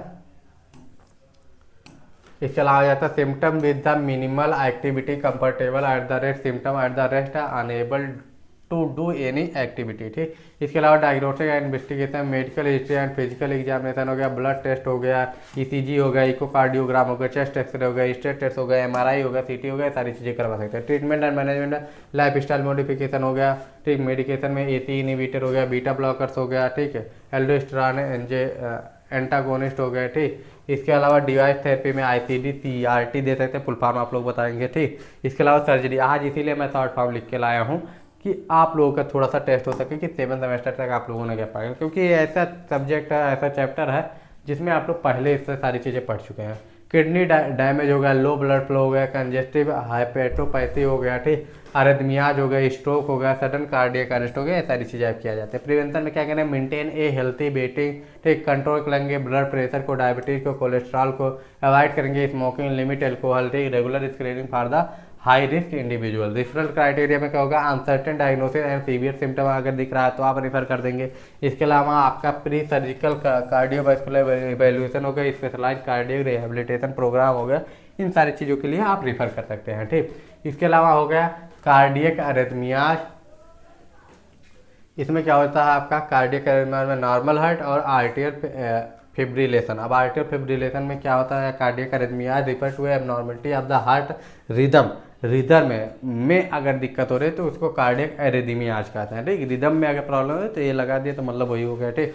इंक्लूडिंग ट्रैकीकार्डिया, यानी 100 से ज़्यादा हो रहा है या 60 से कम हो रहा है, ब्रेडिकार्डिया, दो चीज़ें आपकी हो सकती है रिदम में, ठीक। अब इसमें इंक्रीज होगा सिंपैथिक एक्टिविटी, फीवर से स्टिमुलेंट्स, ठीक। इसके अलावा मेडिकेशन हो गया, हार्ट कंडीशन होगी, सारे कंडीशन आपके हो सकते हैं, ठीक। इसके अलावा आपका क्या 7 sign of the heart arrhythmia में, जिसमें आपका ट्रैकीकार्डिया आ जाता है, ब्रेडिकार्डिया आ जाता है, आपका फैंटिंग आ जाता है, इसके अलावा कन्फ्यूजन आ जाता है, ठीक। ये सारी चीज़ें, परफ्यूज स्वेटिंग हो सकता है, शॉर्टनेस ऑफ द ब्रीथिंग हो सकता है, डिजीनेस हो सकती है, ये सारे 7 कंडीशन आपके आ सकते हैं। ट्रैकीकार्डिया में क्या होता है, कॉम्प्लिकेशन देखने को मिलेगा, आपका डिक्रीज कार्डियक आउटपुट होगा, इंक्रीज होगा risk of the blood clot, heart failure होगा, सडन कार्डियक अरेस्ट आपको देखने को मिल सकता है, ठीक। ट्रीटमेंट में क्या है आपका, एड्रेस अंडरलाइन कॉजेज होगा, मेडिकेशन जैसे कि बीटा ब्लॉकर देंगे, कैल्शियम चैनल ब्लॉकर दे सकते हैं, इसके अलावा एंटी अरिथमिया दे सकते हैं, इलेक्ट्रियल कार्डियोवर्जन इफ नीडेड तो उसको भी दे सकते हैं, ठीक। इसके अलावा हमारा आ जाता है ब्रेडिकार्डिया, कॉज एंड सिम्टम में क्या आ जाता है, साइनस एंड नोड डिसफंक्शन हो गया, कंडक्टिंग एबनॉर्मलिटी हो सकती है, मेडिकेशन में beta blocker, calcium channel blocker, वही सारी चीज़ें मायोकार्डियल इन्फेक्शन एंड हाइपोथायरॉयडिज्म के लिए जा सकते हैं। सिम्टम ऑफ ब्रेडिकार्डिया में क्या होता है, लाइट लेडनेस या डिजीनेस हो सकती है, स्पेशली विद द एक्सटेंशन में, ठीक। ईजी फैटिगेबिलिटी यानी जल्दी थकान आ जाएगी, ठीक। सिनकोपी होगा, नियसिनकोपी, ठीक, या सिनकोपी या नियसिनकोपी, ठीक। इसके अलावा आपका डिस्फेनिया हो गया, चेस्ट पेन हो गया, डिस्कम्फर्ट हो गया, कन्फ्यूजन हो गया, ये सारी चीज़ें आपको देखने को मिल सकती हैं। इसके अलावा ब्रेडिकार्डिया में आपका ये सारे कॉम्प्लिकेशन हो सकते हैं, जिसमें कार्डियक आउटपुट हो गया, सेरिबुलर हाइपोपरफ्यूजन हो गया, सडन कार्डियक अरेस्ट हो गया, इफ़ अनट्रीटेड आ गया तो ट्रीटमेंट में वही एट्रोपिन दे सकता है, आइसोप्रोटीनोलाल हो सकता है, पेसमेकर हो सकता है, ठीक। इसके अलावा स्क्रीनिंग एंड डायग्नोसिस में मेडिकल हिस्ट्री हो सकता है, इलेक्ट्रोकार्डियोग्राम हो सकता है, हॉल्टर मॉनिटरिंग हो सकता है, इवेंट रिकॉर्डर हो सकता है, इलेक्ट्रोफिजियोलॉजिकल स्टडीज हो सकती है, ठीक। इसके अलावा जनरल मैनेजमेंट में ऐसे the haemodynamic stabilize the unstable patient immediately ensure the scene safety follow the CABA protocol high quality CPR 100 से 120, ठीक। ये हो गया आपका पर मिनट का रेट जो है होना चाहिए। अब इसका आ जाता है ट्रैकीकार्डिया, बीटा ब्लॉकर्स इसमें दे सकते हैं, ठीक, ये सारी दवाइयाँ दे सकते हैं। ब्रेडिकार्डिया में क्या हो सकता है, एट्रोपिन फर्स्ट लाइन ट्रीटमेंट हो गया, ठीक। आइसोप्रोटेनोलॉल सीवियर केसेस में दे सकते हैं। इसके अलावा हमारा आ जाता है एट्रीफेब्रिल या फ्लल्टर, इसमें क्या हो सकता है, एंटीकागुलेंट्स हो सकते हैं, ठीक। एंटीकागुलेंट्स के अलावा आपका क्या हो सकता है, एक मिनट,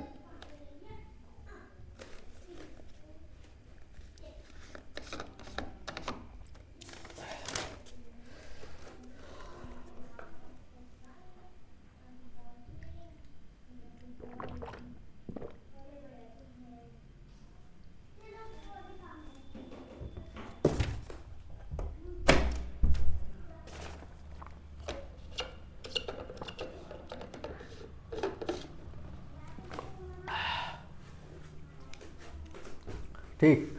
तो ये सारी चीज़ें हो गई, इसको आप लोग पहले भी पढ़े होंगे। एडवांस इंटरवेंशन में क्या कर सकते हैं, इलेक्ट्रिकल कार्डियोवर्जन कर सकते हैं, पेसमेकर लगा सकते हैं, ठीक, ये सारी चीज़ें कर सकते हैं।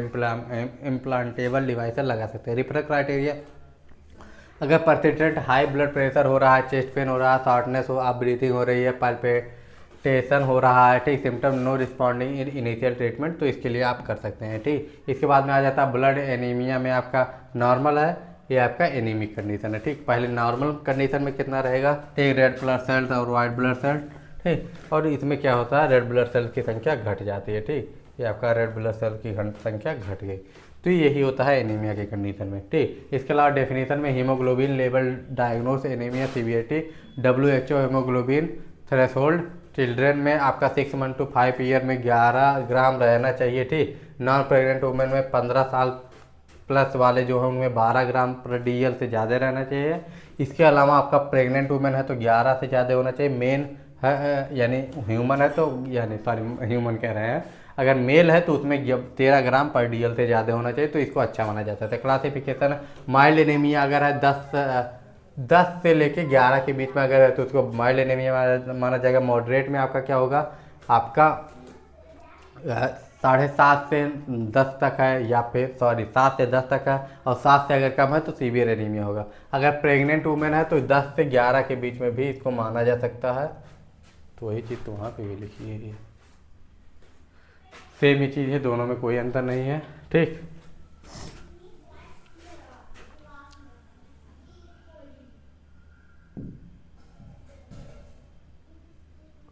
माय गॉड, मच्छर बैठ गया गाइस, मुझे देखिए मच्छर, बोर्ड काम नहीं कर रहा,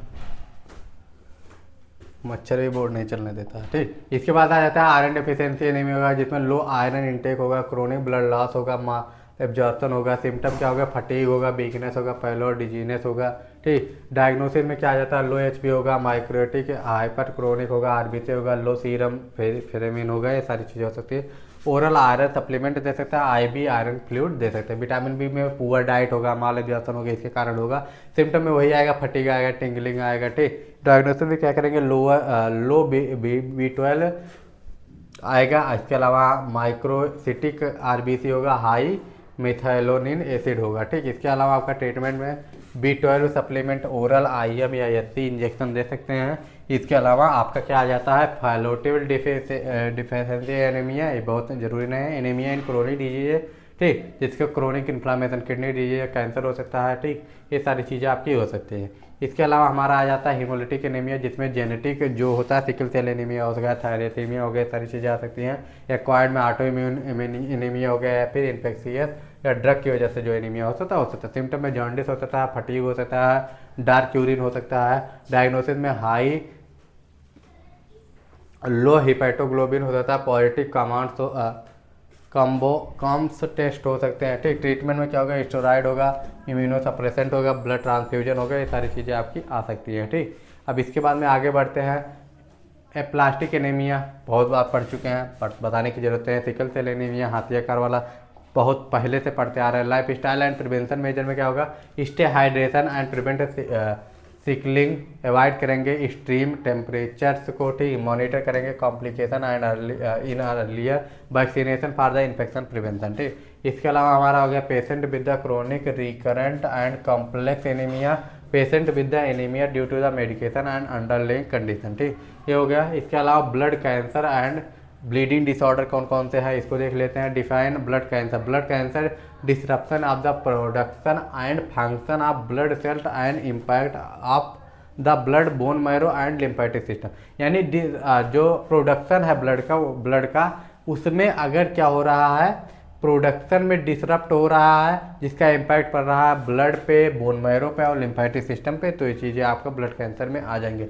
टाइप क्या है, ल्यूकेमिया होगा, लिम्फोमा होगा, मेलोमा होगा, बहुत बार आप लोग पढ़ चुके हैं ये सारी चीज़ें होती क्या है। ठीक, इसमें नॉर्मल होगा, ल्यूकोमिया में आपका जो है ये कंडीशन आ जाती है, INWBC की संख्या बढ़ जाएगी, हेल्थी है, आपका लिम्फोमा हो जाता है। ठीक, ये माइलोमा हो जाता है। ये सब पढ़ाने की जरूरत है नहीं, क्योंकि आप लोग कई बार पढ़ चुके हैं। ल्यूकेमिया का है एक cancer of the body blood forming tissue including bone marrow and lymphatic system. जहाँ पे आपका ब्लड बन रहा है वहीं पे अगर दिक्कत हो रही है, जैसे कि बोन मैरो हो गया, लिम्फेटिक सिस्टम होगा, कैरेक्टर है abnormal white blood cell production. ठीक, जैसे कि यहाँ को आपको देखने को मिला एबनॉर्मल वाइट ब्लड सेल्स जो है वो आपको देखने को मिल रहा है, जो कि आपको पिंक पिंक दिखाई दे रहा है। ठीक, इसके अलावा हमारा आ जाता है ल्यूकेमिया हो गया। ठीक, इस टाइप क्या हो सकता है, एक्यूट लिम्फोटिक ल्यूकेमिया हो सकता है, एक्यूट मेलॉइड ल्यूकेमिया हो सकता है, क्रोनिक लिम्फोइड ल्यूकेमिया हो सकता है, क्रोनिक मेलॉइड जो है ल्यूकेमिया हो सकता है। लिम्फोमा क्या होता है, group of blood cancer that develop in the lymphatic system. ठीक, लिम्फेटिक सिस्टम में डेवलप हो रहा है। टाइप क्या होता है, हॉजकिंस होता है, नॉन हॉजकिंस होता है। CHN में बहुत इंपॉर्टेंट है, चाइल्ड हेल्थ नर्सिंग पीडिया में जो है बहुत इंपॉर्टेंट रहता है हॉजकिंस और नॉन हॉजकिंस, वहाँ पे आप लोग पढ़ के आएंगे अभी जल्दी। माइलोमा में क्या होता है, cancer of the plasma cell, plasma cell का कैंसर है। ठीक, यानी एक WBC का है, एक जो है आपका किसका है, इसके पहले वाला आपका लिम्फोमा किसका था, लिम्फेटिक सिस्टम, जहाँ पे आपका blood cancer develop in the lymphatic system. ठीक, वहाँ पे हो रहा है। ठीक, अब इसके बाद में आपका आ जाता है ठीक, माइलोमा क्या होता है, करेक्टर है excessive production of the malignant plasma cells that in the bone marrow में अगर ज़्यादा प्लाज्मा सेल बन जा रहा है तो ये हो गया। ठीक, इसमें डायग्नोसिस में क्या होगा, मेडिकल हिस्ट्री ले लेंगे, फिजिकल एग्जामिनेशन ले लेंगे, CBC जरूर करवाएंगे क्योंकि ब्लड का डिसऑर्डर है। पेरिफेरल ब्लड स्मेयर भी करवा सकते हैं, बोन मैरो बायोप्सी भी करवा सकते हैं, imaging study x-ray CT MRI PET करवा सकते हैं। ठीक, इसके अलावा आप क्या कर सकते हैं, आप जीनोटिक टेस्टिंग भी करवा सकते हैं।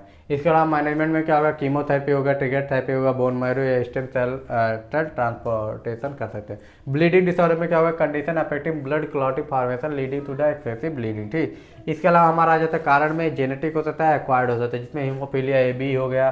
ठीक, इसके अलावा विटामिन K डिफिशियंसी के लिए एक्वायर्ड के लिए हो सकता है कारण। अब डायग्नोसिस में क्या होगा, CBC होगा, कोगुलेशन टेस्टिंग होगा, PT हो गया, TT हो गया, प्लेटलेट फंक्शन टेस्ट हो गया, फैक्टर हो गया। ठीक, ये सारे डायग्नोसिस में होंगे जो कि आप लोग कई बार पढ़ चुके हैं, क्योंकि ऑन्कोलॉजिकल कंडीशन एक पूरा चैप्टर था एडल्ट हेल्थ नर्सिंग में, पूरी यूनिट थी, अच्छी खासी यूनिट थी, तो वहाँ पे आप लोग पढ़ के आए हैं। ठीक, factor management of the bleeding disorder, factor replacement therapy हो सकता है। ठीक, तो हीमोफीलिया में जैसे हो सकता है A और B में। ठीक, इसके अलावा आपका विटामिन K सप्लीमेंट दे सकते हैं, FFP दे सकते हैं, प्लेटलेट ट्रांसफ्यूजन कर सकते हैं। ठीक, स्टेरॉइड फॉर द ITP या DIC के लिए कर सकते हैं। इसके अलावा रेफरल गाइडलाइन में क्या, patient with in the severe bleeding हो गया, ठीक है, एपिसोड हो गया, एबनॉर्मल कोगुलेशन टेस्ट रिजल्ट हो गया, पोस्ट ऑपरेटिव ब्लीडिंग कॉम्प्लिकेशन हो गया, अनएक्सप्लेन्ड एनीमिया या ब्रशिंग इन द चिल्ड्रन, ये भी हो सकता है। अब आई एंड ईएनटी कंडीशन, जबकि ऑलमोस्ट ईएनटी कंडीशन हम लोग पढ़ चुके हैं, ठीक। तो आई बचा है, लोकल इन्फेक्शन या रेडनेस ऑफ द आई अगर हो रहा है तो क्या होगा, it is a refer to as a conjugative or pink eye are common condition characterised by inflammation of the conjunctivitis, ठीक। अगर कंजक्टिवाइटिस और pink eye are common condition होता है, जो कि inflammation of the conjunctiva, sorry conjunctiva में अगर inflammation हो रहा है तो उसको कंजक्टिवाइटिस कहते हैं। Transparent layer covering the white part of the I and lining is inner surface of the eyelet, ठीक है, तो ये हो सकती है। कारण क्या होगा, बैक्टीरियल इन्फेक्शन की वजह से हो सकता है, वायरल इन्फेक्शन, एलर्जी हो सकता है, केमिकल इरिटेशन हो सकती है, ठीक। इतने सारी चीज़ों की वजह से हो सकता है। डायग्नोस्टिक एंड आइडेंटिफिकेशन क्या क्या हो सकता है इसमें आपका enquiring about the recent exposure और इरिटेंट एलर्जी और रिसेंट इलनेस, ठीक। असाइनिंग सिम्टम्स लाइक रेडनेस हो गया, ईचिंग हो गया, डिस्चार्ज हो गया, सारी चीज़ें हो सकती है। Use of the slight lamp or magnifying device examine the eye or conjugative, ठीक, ये सारी चीज़ें आपकी हो सकती है। इसके अलावा जनरल मैनेजमेंट में क्या हो सकता है, identification, assist the symptom, determine if there in any history होगा, ठीक है। अवॉइड रबिंग द आई हो गया, ठीक। Keep away from the smoke and dust हो गया। Use a clean warm compress हो गया। सीक प्रोफेशनल एडवाइस हो गया। एनवायरमेंटल मॉडिफिकेशन हो गया। कंजक्टिवाइटिस फिर से वही आ गया, इन्फ्लामेशन आ जाए, conjunctivitis dust lining in the inside the eyelid cover the eyeball and sclera. Cause क्या हो सकता है, infection and non infection cause दोनों हो सकते हैं, वायरल हो सकता है, बैक्टीरियल हो सकता है, इन्वायरमेंटल इरिटेशन हो सकती है, केमिकल इरिटेशन हो सकता है, सारे कारण आ सकते हैं, ठीक। सिम्टम में क्या होगा, रेडनेस ऑफ आई होगी, ईचिंग आर बर्निंग सेंसेशन हो सकता है, वाटरी और थिक डिस्चार्ज हो सकता है, सोलोइन आईलिड्स हो सकते हैं, सारे कारण आपके हो सकते हैं। इसके अलावा आपका इन्वेस्टिगेशन में क्या आ सकता है, टीयर फिल्म ब्रेकअप टाइम हो सकता है, ठीक। इसके अलावा फ्यूरेसीनिया स्टेनिंग हो सकता है, इंस्पेक्शन ऑफ आई हो सकता है, एलर्जी टेस्ट हो सकता है, ट्रैप टेस्ट हो सकता है, ठीक। इसके अलावा प्राइमरी केयर या मैनेजमेंट में क्या होता है, फॉर वायरल कंजक्टिवाइटिस के लिए यूजुअली सेल्फ लिमिटेशन होता है, एंटीवायरल मेडिकेशन दे देंगे हो जाए, एंटीबैक्टीरियल इसमें ड्रॉप दे सकते हैं, फॉर एलर्जिक कंजक्टिवाइटिस एंटीहिस्टामिन दे सकते हैं, और केमिकल के लिए अवॉइड करेंगे आप द इरिटेशन को अवॉइड करेंगे, यानी उस केमिकल को अवॉइड करेंगे। मैनेजमेंट में क्या हो सकता है, हाइजीन मेजर कर सकते हैं, सिम्टोमेटिक रिलीफ दे सकते हैं, मेडिकल एडवाइस दे सकते हैं। प्रिवेंशन में क्या होगा, हाइजीन अवॉइड करेंगे, शेयरिंग द पर्सनल आइटम्स, ठीक, एजुकेशन देंगे। कॉम्प्लिकेशन में क्या होगा, परसिस्टेंट इन्फ्लामेशन होगा, किरेटाइटिस होगा, स्केरिंग ऑफ द कंजक्टाइवा और सेकेंडरी इन्फेक्शन हो सकता है। रेफरल में क्या होगा, सीवियर पेन इन द आई होगा, ठीक, विजन चेंज होगा, इन इम्यूनो कम्प्रोमाइज्ड पेशेंट में हो सकता है, प्लूरेंट डिस्चार्ज हो सकता है, patient with A history of the auto immune disease अगर है तो उसको भी ये हो सकता है। स्टे ये क्या है, a stye is the hordeolum, ठीक, is a red painful lump in the boil और पिंपल नियर द एजेड ऑफ द आईलिड के पास में हो सकता है, ठीक। Styes are the typically caused by the bacterial infection की वजह से हो सकता है, ठीक। इसके मैनेजमेंट में क्या है, इंसीजन एंड ड्रेनेज हो सकता है, pain relief with the ibuprofen हो सकता है, एंटीबायोटिक ले सकते हैं आप, या फिर अप्लाई कर सकते हैं वार्म कंप्रेशन, गुड हाइजीन, और अवॉइड करेंगे स्क्वीजिंग को, ठीक। प्रिवेंशन में गुड आईलिड हाइजीन रखिए, अवॉइड कीजिए touching of the I, proper use of the cosmetics, ठीक है। इसके अलावा बाकी वही हाइजीन को मेंटेन करना है। इसके अलावा आपका एक कॉम्प्लिकेशन ये सारी कंडीशन में हो सकती है, रिकरेंस हो सकता है, यानी बार बार हो सकता है अगर सही से मेंटेन नहीं करेंगे, सही से दवा नहीं करेंगे तो। इसके अलावा रिफरल में आपका क्या हो सकता है, in case of the recurrent stage में इसमें सीवियर पेन हो रहा है तब भी आप रिफर कर देंगे CSC PSC पे, इसको नहीं देखेंगे। Trachoma is the chronic infection eye disease caused by the chlamydia trachomatis, ठीक, with the characterize inflammation of the conjunctiva, ठीक। ये होगा काज बैक्टीरियल हो सकता है, क्लेमाइडा ट्रैकोमाइटिस की वजह से हो सकता है, ठीक। इसके बाद हमारा आ जाता है साइन एंड सिम्टम हो गया, फिर डायग्नोसिस, वही सारी चीज़ें हैं। पिंक या रेड आई देखने को मिलेगा, म्यूकस या प्लूरेंट डिस्चार्ज होगा, ठीक, ट्रेनिंग और वाटरी आई होगा, स्वेलिंग ऑफ द आईलिड्स होगा, फोटोफोबिया होगा, ठीक। डायग्नोस्टिक इन्वेस्टिगेशन में आपका क्या होगा, लेबोरेटरी टेस्ट होंगे, ठीक, ये सारी चीज़ें आपकी कर सकते हैं। कम्युनिटी स्क्रीनिंग करवा सकते हैं। प्राइमरी केयर एंटीबायोटिक हो गया, सर्जरी प्राइमरी केयर में तो नहीं आती है वैसे, ठीक। इसके अलावा आपका कॉम्प्लिकेशन में रिकरेंट इन्फेक्शन हो सकता है, ठीक, अगर ऐसी कंडीशन आती है तो रिफ़र तो आपको करना पड़ेगा, ठीक। इसके अलावा रिफ्रैक्टिव एरर, रिफ्रैक्टिव एरर में कई सारे टाइप के होते हैं, जैसे कि आपका हो गया मायोपिया हो गया, हाइपरमेट्रोपिया हो गया, एंटीमाइटिज्म हो गया, ठीक है, प्रिस बॉयस हो गया। ये सारी चीज़ें आप कंडीशन अभी आप लोगों ने कितने पीडिया में भी पढ़ा था, ठीक। तो ये सारी चीज़ों को पढ़ाने की ज़रूरत नहीं है। ईएनटी कंडीशन में एपिस्टैक्सिस, अब ईएनटी कंडीशन में आपका यानी सॉरी ईएनटी लिखा है इसमें, लेकिन ईयर के अगर दिक्कत देखी जाए तो bleeding from the nasal cavity, ठीक, it can occur due to the various local and systematic factor, ठीक, इन्वायरमेंटल फैक्टर हो सकता है, ट्रामा होता है, नेजल कंडीशन हो सकता है, मेडिकेशन होता है, फॉरेन बॉडी हो सकती है, सारी चीज़ें होती है। डायग्नोसिस में medical history and facial examination, laboratory test हो गया, इमरजेंसी मैनेजमेंट में पोजिशनिंग हो गया, नेजल पिंचिंग हो गया, सी, ये सारी चीज़ें हो सकती है। डिफाइंड मैनेजमेंट है, प्रिवेंशन मेजर, ठीक, सबसे इंपॉर्टेंट है। फर्दर मेडिकल मैनेजमेंट, ठीक, इसके अलावा नेजल पैकिंग हो सकता है, मेडिकेशन हो सकता है, सारे कारण हो सकते हैं। एक्यूट ओटाइटिस मीडिया और एक्यूट सपोरेटिव ओटाइटिस मीडिया, ये आप लोगों के लिए ईएनटी में आप लोगों ने पढ़ रखा है, इसीलिए इसको तो नहीं है बताया जाएगा, क्योंकि इसको बहुत अच्छे से पढ़ा गया है, ठीक है, बहुत अच्छे से आपने पीडिया में भी पढ़ा है, इसको बहुत अच्छे से पढ़ा। इसके अलावा सोर थ्रॉट हुआ, अभी हम लोगों ने सोर थ्रॉट के बारे में पढ़ लिया। ये sore throat is a characterised by the pain and pain हो सकता है, इसके अलावा इरिटेशन हो सकता है, थ्रॉट विद द डिफिकल्टी, तो सब लोगों ने इसको महसूस किया होगा, इस सब लोगों को हुआ होगा। Often caused by the localize infection, जैसे वायरल हो गया या बैक्टीरियल हो गया, इरिटेशन अफेक्टिंग द थ्रोट, ठीक, ये सारी चीज़ें हो सकते हैं।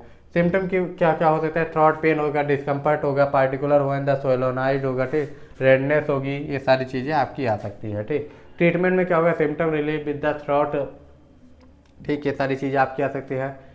डिफिनेस यानी बहरापन, इसको भी आप लोग ईएनटी में पढ़े थे। पार्शियल या complete inability to hearing, perceiving sound, significantly impacting communication, social interaction and overall quality of the life. अगर टाइप में क्या होता है, कंडक्टिव हियरिंग लॉस हो सकता है, सेंसरी न्यूरल हियरिंग लॉस हो सकता है, और मिक्स्ड हियरिंग लॉस हो सकता है, दोनों हो सकता है, ठीक। अब इसमें आपका आ जाता है कारण क्या होता है, कंडक्टिव हियरिंग लॉस का ईयर बैग्स हो सकता है, इन्फेक्शन हो सकता है, ठीक, ये सारी चीज़ें हो सकती है। सेंसरो न्यूरल हेयर लॉस में क्या हो सकता है, जेनेटिक हेयरिंग लॉस में क्या हो सकता है, जेनेटिक फैक्टर हो सकते हैं, नोज एक्सपोजर हो सकता है, और इन्फेक्शन हो सकती है, ठीक। इसके अलावा हमारा स्लाइटली हेयरिंग लॉस में 16 से 20 जो होता है डेसिबल हो सकता है, माइल्ड में 26 से 40 हो सकता है, मॉडरेट में 41 से 45 हो सकता है, मॉडरेट सीवियर में क्या होता है 56 से 70 हो सकता है, सीवियर में 71 से 90 हो सकता है, और इसमें 90 डेसिबल से ज़्यादा हो सकता है, ठीक। डायग्नोसिस में क्या करना है, हिस्ट्री होगी, हियरिंग टेस्ट होगा, इमेजिंग टेस्ट होगा, मैनेजमेंट में अर्ली डायग्नोसिस है, इंटरवेंशन है, ट्रीटमेंट होगा, सपोर्टिव मेजर्स आप यूज कर सकते हैं। कॉम्प्लिकेशन में ज़्यादा दिन तक रहेगा तो एजुकेशनल चैलेंज हो सकते हैं, साइकोलॉजिकल, वही सारी चीज़ें आप किया जाती है। रेफरल में अगर आप नहीं समझ पा रहे हैं कि डेफिनेशन जो है उसका मैनेजमेंट क्योंकि CSCPSC पे हो नहीं पाएगा, तो आपको रेफर करना ही पड़ेगा। यूरिनरी ट्रैक इन्फेक्शन यानी UTI, बहुत बार आप लोग इसको भी पढ़ चुके हैं। एक्यूट सिस्टाइटिस या pyelonephritis is a non pregnant out patient women without the urinary tract abnormality or instrumentation while the complication UTI including the other type, ये सारी चीज़ें आपकी आ जाती हैं। इसमें क्या होगा, सिस्टाइटिस में क्या होगा, inflammation of the lower urinary tract or more specifically in urinary bladder, ठीक, ये सारी चीज़ें आपकी हो गई। इसके अलावा कारण में क्या हो सकता है, इन्फेक्शन हो सकता है, ट्रैकिंग सर्टेन ड्रग हो सकता है, एक्सपोजर आप रेडिएशन हो सकता है, ठीक है, सारी चीज़ें हो सकती है। एक्यूट सिस्टाइटिस हो सकती है, इंटरएशियल सिस्टाइटिस हो सकती है, क्रोनिक होता है, बैक्टीरियल सिस्टाइटिस होती है, ड्रग इंड्यूस्ड हो सकता है, और रेडिएशन सिस्टाइटिस हो सकती है। यूरिनरी एग्जामिनेशन होगा, सिस्टोस्कोपी होगा, इमेजिंग टेस्ट होगा, एक्सरे होगा, अल्ट्रासाउंड होगा, ये सारी चीज़ें करवा सकते हैं। इसके अलावा पॉलीनेफ्राइटिस में क्या होता है, किडनी इन्फेक्शन होता है, जिसमें आपका क्या होता था, persistent with the A classical trend of high fever, nausea, vomiting, ये सारी चीज़ें अगर आपको देखने को मिल रही हैं तो क्या होगा, पॉलीनेफ्राइटिस। तो कारण क्या होगा, बैक्टीरियल इन्फेक्शन हो सकता है, ठीक, ई कोलाई हो सकता है। रिस्क फैक्टर में क्या होगा, ब्लॉकेज हो सकती है, ठीक, वुमेन को ज़्यादा होने का चांस रहता है। पेशेंट विद द डायबिटीज अगर है तो उसको भी होने का चांस ज़्यादा रहता है। इसके अलावा हमारा आ जाता है डायग्नोसिस में, यूरिन एनालिसिस कर सकते हैं, यूरिन कल्चर कर सकते हैं। इसके अलावा ब्लड टेस्ट कर सकते हैं, सीटी स्कैन कर सकते हैं, रीनल अल्ट्रासाउंड कर सकते हैं, ठीक। इसके अलावा प्रोस्टेटिस्ट में क्या होता है, inflammation of the prostatic persisting with the dysuria, frequency, fever, chills, blood in urine, pain in abdomen, painful ejaculation, ये सारी चीज़ें प्रोस्टेटाइटिस में हो सकती हैं, ठीक। ये सारी चीज़ें होगी। टाइप में क्या होगा, एक्यूट बैक्टीरियल हो सकता है, क्रोनिक बैक्टीरियल हो सकता है, क्रोनिक आपका पेल्विक पेन या सिंड्रोम हो सकता है, एसिम्प्टोमेटिक इन्फ्लामेशन हो सकती है, सही, ठीक। ये सारी चीज़ें आ सकती है। डायग्नोसिस में वही ब्लड, यूरिन कल्चर, सिस्टोस्कोपी करेंगे, डिजिटल रेक्टल एग्जामिनेशन करेंगे, ठीक। तो इस पर ट्रीटमेंट में डिपेंड करता है कौन सा टाइप है, उसके अनुसार हम लोग ट्रीटमेंट करेंगे, उसके अनुसार करेंगे। UTIs इन चिल्ड्रन, ठीक, यानी UTI when bacteria into the bladder और किडनी, इसको कहते हैं, ठीक, UTI। यस कैपिटल होना चाहिए तो वहाँ इस्तेमाल होना चाहिए, ठीक। वोमिटिंग होगा, इरिटेशन होगा, क्लाउडी यूरिन आएगा, फीवर हो गया, सारी कंडीशन आपको देखने को मिल सकती है। वही सारी चीज़ें होंगी जो UTI में होती हैं। इसके अलावा first aid in the common emergency condition. अब जो कॉमन इमरजेंसी कंडीशन है उसमें फर्स्ट एड कौन कौन सा है, जैसे कि हाई फीवर होगा। इसमें हाई फीवर आपको पता है कि 38 डिग्री सेल्सियस या 100 डिग्री फ़ारेनहाइट से ज़्यादा हो रहा है, तो या इससे ज़्यादा हो रहा है तो इसको क्या कहेंगे, हाई फीवर कहेंगे, ठीक। सर्टेन गिवन द WHO क्या दे रहा है criteria, low grade fever, moderate fever, high fever और हाइपर पैरालिसिस। डायग्नोसिस इसको कर सकते हैं कैसे, ब्लड चेक कर सकते हैं, यूरिन टेस्ट कर सकते हैं, इमेजिंग टेस्ट कर सकते हैं, अदर टेस्ट कर सकते हैं, थर्मामीटर से आपको पता चल जाएगा। प्राइमरी केयर में क्या गए हैं, एंटीपायरेटिक देंगे, इनकरेक्ट करेंगे, फ्लूइड इनटेक बढ़े, ठीक। इसके अलावा adequate rest and help of the body recovery apply करेंगे, कोल्ड स्पॉन्ज को यूज करेंगे, लाइट ब्लैंकेट को, treatment of the underlying cause monitor करेंगे, हॉस्पिटलाइजेशन करेंगे, डेंगू या चिकनगुनिया को चेक करेंगे, ठीक, ट्यूबरक्लोसिस को भी चेक करेंगे, ठीक। इसके अलावा हाइपोग्लाइसीमिया है तो उसमें क्या करेंगे, हाइपोग्लाइसीमिया कब होता है, जब 70 से कम हो, ठीक। हाइपर नहीं है, हाइपो है, ठीक। It is called the hypoglycaemia, ठीक। कारण इसके कई सारे हो सकते हैं, जैसे कि आपका हो गया स्किपिंग और missing meals by the diabetic patient, ठीक। इसके अलावा long interval between the meals and delayed eating, ठीक। इसके अलावा एक्सेसिव डोज और insulin, anti diabetic medication, side effect और एंटी डायबिटिक ड्रग, ठीक। इंक्रीज द फिजिकल, ठीक, ये सारी चीज़ें हो गई, ठीक। सिम्टम्स में क्या होगा, न्यूरोजेनिक हो सकता है, ठीक। इसके अलावा न्यूरो ग्लाइकोपैनिक हो सकता है। इसके अलावा आपका क्या होता है, डायग्नोस्टिक या आइडेंटिफिकेशन हो सकता है, ये सारी चीज़ें आपकी हो सकती हैं सिम्टम में, ठीक। प्राइमरी केयर क्या होगा, इमीडिएट ट्रीटमेंट इज क्रूशियल है, ठीक, जरूरी है। कंज्यूम करेंगे शुगर रिच फूड, ठीक, अगर आपको हाइपोग्लाइसीमिया हो रहा है तो शुगर रिच फूड करेंगे। Follow up 15 to 15 rule, follow the 15 to 15 rule, ठीक। इसके अलावा 15-15 मिनट पे चेक करेंगे, ठीक, ये सारी चीज़ें, ठीक। Practice tips prevent hypoglycaemia, right करेंगे awareness about the hypoglycaemia, regular monitor करें ब्लड शुगर लेवल को, जिसको थोड़ा सा भी दिक्कत हो रहा है वो रेगुलर मॉनिटर करें। ईट स्मॉल फ्रीक्वेंट मील अवॉइड करेंगे, मिसिंग और डिलेइंग मील्स अननेसेसरीली, ठीक। माइनर इंजरीज में जैसे कि स्प्रेन हो गया, स्ट्रेन हो गया, इन सारी चीज़ें में ए स्ट्रेच और tear ligament often the cause of the sudden twist और इम्पैक्ट, इसको क्या कहते हैं, स्ट्रेन कहते हैं, सॉरी स्प्रेन कहते हैं। स्ट्रेन क्या होता है, ए स्ट्रेच टीयर इन मसल्स और टेंडन, ठीक। ध्यान दीजिएगा, लिगामेंट में हो रहा है, ठीक, तो उसको स्ट्रेच कहेंगे, लेकिन मसल्स में हो रहा है, टेंडन में हो रहा है और रिजल्ट कर रहा है ओवर किसकी वजह से, और एक्सेसिव फोर्स की वजह से अगर हो रहा है तो इसको क्या कहेंगे, स्ट्रेन कहेंगे। कारण क्या हो सकता है, ट्विस्टिंग हो सकती है, improperly turning of a joint हो सकता है, falling and landing in an incorrect position हो सकता है। स्ट्रेन में आपका ओवर स्ट्रेचिंग हो सकता है, over use of the muscles हो सकता है, लिफ्टिंग हैवी ऑब्जेक्ट इम्प्रॉपरली हो सकता है, सारी चीज़ें हो सकती है। डायग्नोसिस आइडेंटिफिकेशन में क्या होगा, फिजिकल एग्जामिनेशन होगा, इमेजिंग होगा, प्राइमरी केयर मैनेजमेंट होगा। इमीडिएट में RIC रेस्ट करेंगे, आइस पैक देंगे, कंप्रेशन देंगे और एलिवेट करेंगे, ठीक। रिहेबिलिटेशन में फिजिकल थेरेपी देंगे, ठीक। इसके अलावा एक्सरसाइजेज के लिए बताएंगे और एडवांस ट्रीटमेंट के लिए बोलेंगे, ठीक। कॉम्प्लिकेशन क्या हो सकता है, क्रोनिक जॉइंट इंस्टेबिलिटी हो सकती है, development of the arthritis in the injury joint, ठीक, जहाँ जॉइंट पे है उससे हो सकता है। रिफर कैसे करेंगे, क्योंकि अगर इनएबिलिटी टू बियर वेट हो रहा है, यूज ऑफ अफेक्ट लिम्ब हो रहा है, तो इन सारे कंडीशनों में नंबनेस और डिंगलिंग आ रही है, इन सारे कंडीशनों में आप हाइयर जो भी आपका लेवल है उस पर आप कर सकते हैं। फ्रैक्चर क्या है, ब्रेक और crack the continuity of the bone है, आपको पता है क्लोज होगा, ओपन होगा, ठीक। इसके अलावा आपका कम्युनिकेटेड फ्रैक्चर होगा, ठीक, ट्रांसवर्ड फ्रैक्चर हो गए, ये सारे फ्रैक्चर आपके हो सकते हैं, ठीक। साइन एंड सिम्टम में क्या होगा, sensation of the hearing or feeling the bone break, pain होगा फ्रैक्चर साइड पर, usually there are difficulty in moving limbs, ठीक, ये सारी चीज़ें होंगी, टेंडरनेस होगा, ये सारी चीज़ें आएंगी। डायग्नोसिस में MRI, ultrasound, bone scan, imaging study, ठीक, इसके अलावा क्लिनिकल इवेल्यूएशन, ये सारी चीज़ें हम लोग कर सकते हैं। मैनेजमेंट में क्या करेंगे, इनिशियल मैनेजमेंट होता है action to avoid the case and suspect the fracture, ठीक, stabilisation of the care protocol हो गया, ठीक, स्पाइलिंग टेक्निक हो गया, ठीक, बैंडेजिंग हो गया, स्पाइनल फ्रैक्चर हो गया, ये सारी चीज़ें। कॉम्प्लिकेशन में क्या करेंगे, डिलेड हीलिंग, ठीक,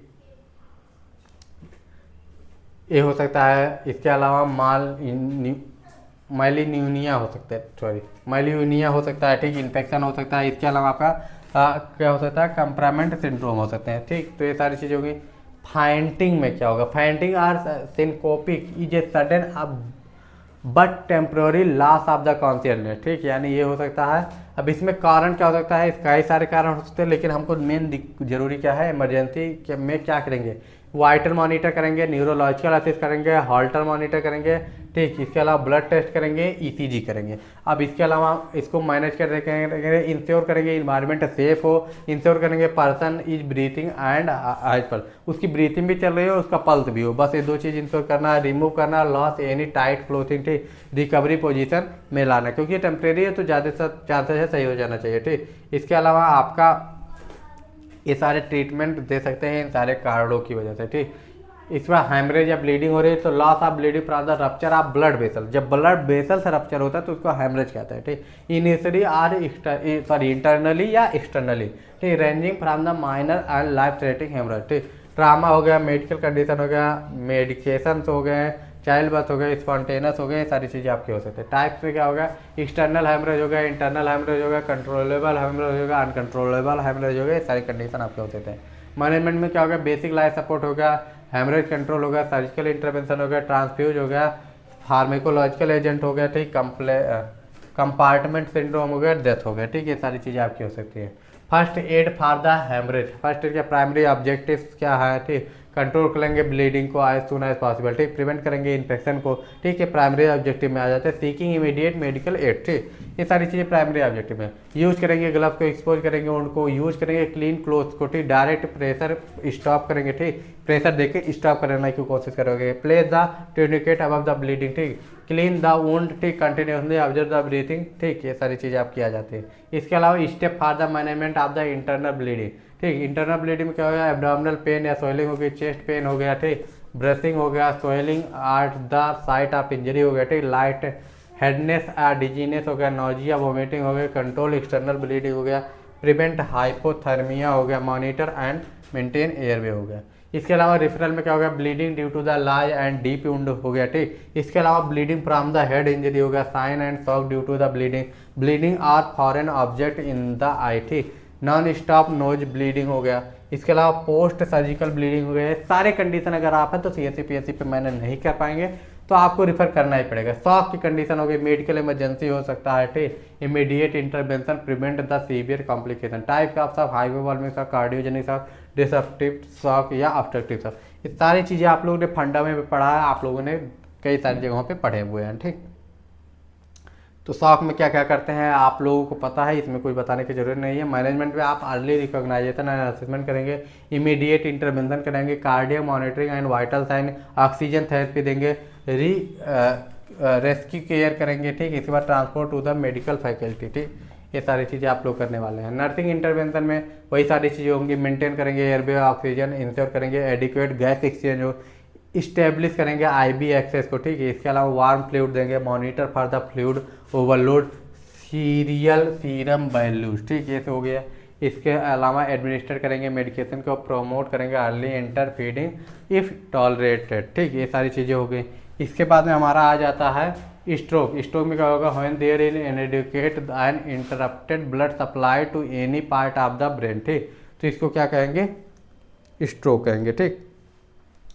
blood supply of any part of the brain thus the decreasing the tissue oxygen and nutrients, ठीक, ये सारी चीज़ें अगर हो रही हैं तो इसमें आपको क्या कहेंगे, इस कंडीशन को हम कहेंगे हो इस कंडीशन को हम कहेंगे स्ट्रोक। इस्केमिक शॉक होता है, हेमोरेजिक शॉक होता है, इसके अलावा आपका जो होता है TIA होता है। ठीक, इसके अलावा आपका क्लिनिकल फीचर्स की ज़रूरत आपको है, लेकिन वो आप लोग पढ़ लीजिएगा, क्योंकि ICU मैनेजमेंट क्या करेंगे, एयरवे मैनेजमेंट करेंगे, breathing, circulation, hypoglycaemia, dyspepsia, neurological monitoring और मेडिकेशन एडमिनिस्ट्रेशन, इतनी सारी चीज़ें करनी है। BITE बाइट्स जिसको हम लोग बोलते हैं, BITE bites, wound cause by the pressing और stretching on the skin subcutaneous tissue or person by any animal insect, कोई एनिमल काट रहा है, कोई अब कौन सा बाइट है डिफाइन। ठीक, स्कॉर्पिंग बाइट हो गया। ठीक, इसकी वजह से हो scorpion bite find the victim is a venous trail. ठीक, इसके अलावा डायग्नोसिस में क्या हो गया, क्लिनिकल असेसमेंट हो गया, आइडेंटिफिकेशन हो गया, लेबोरेटरी टेस्ट हो गया। इसके अलावा मैनेजमेंट में क्या होगा, फर्स्ट एड मैनेजमेंट हो गया, मेडिकल ट्रीटमेंट हो गया, पेन मैनेजमेंट हो गया, एंटी वेनस हो गया और सपोर्टिव केयर दे सकते हैं। ठीक, इसके अलावा हमारा आ जाता है वेस्ट पे स्टेनिंग से, इसमें कुछ है नहीं खास। इसका occur when the west inject venous is through the stinger into the victim. Diagnosis में क्या होगा, क्लिनिकल इवेल्युएशन करेंगे और हिस्ट्री ऑफ द स्टेनिंग। ठीक, मैनेजमेंट में क्या होगा, फर्स्ट एड होगा, मेडिकल ट्रीटमेंट होगा, एंटी हिस्टामिन होगा। ठीक, ये सारी चीज़ें मैनेजमेंट में आ जाती हैं। अब इसके अलावा स्नेक बाइट अगर कर रहा है, यानी सांप काट रहा है, तो इसमें क्या होगा, when a venous snake inject venom through the it the fangs it the victim. ठीक, तो वही सारी चीज़ें हैं।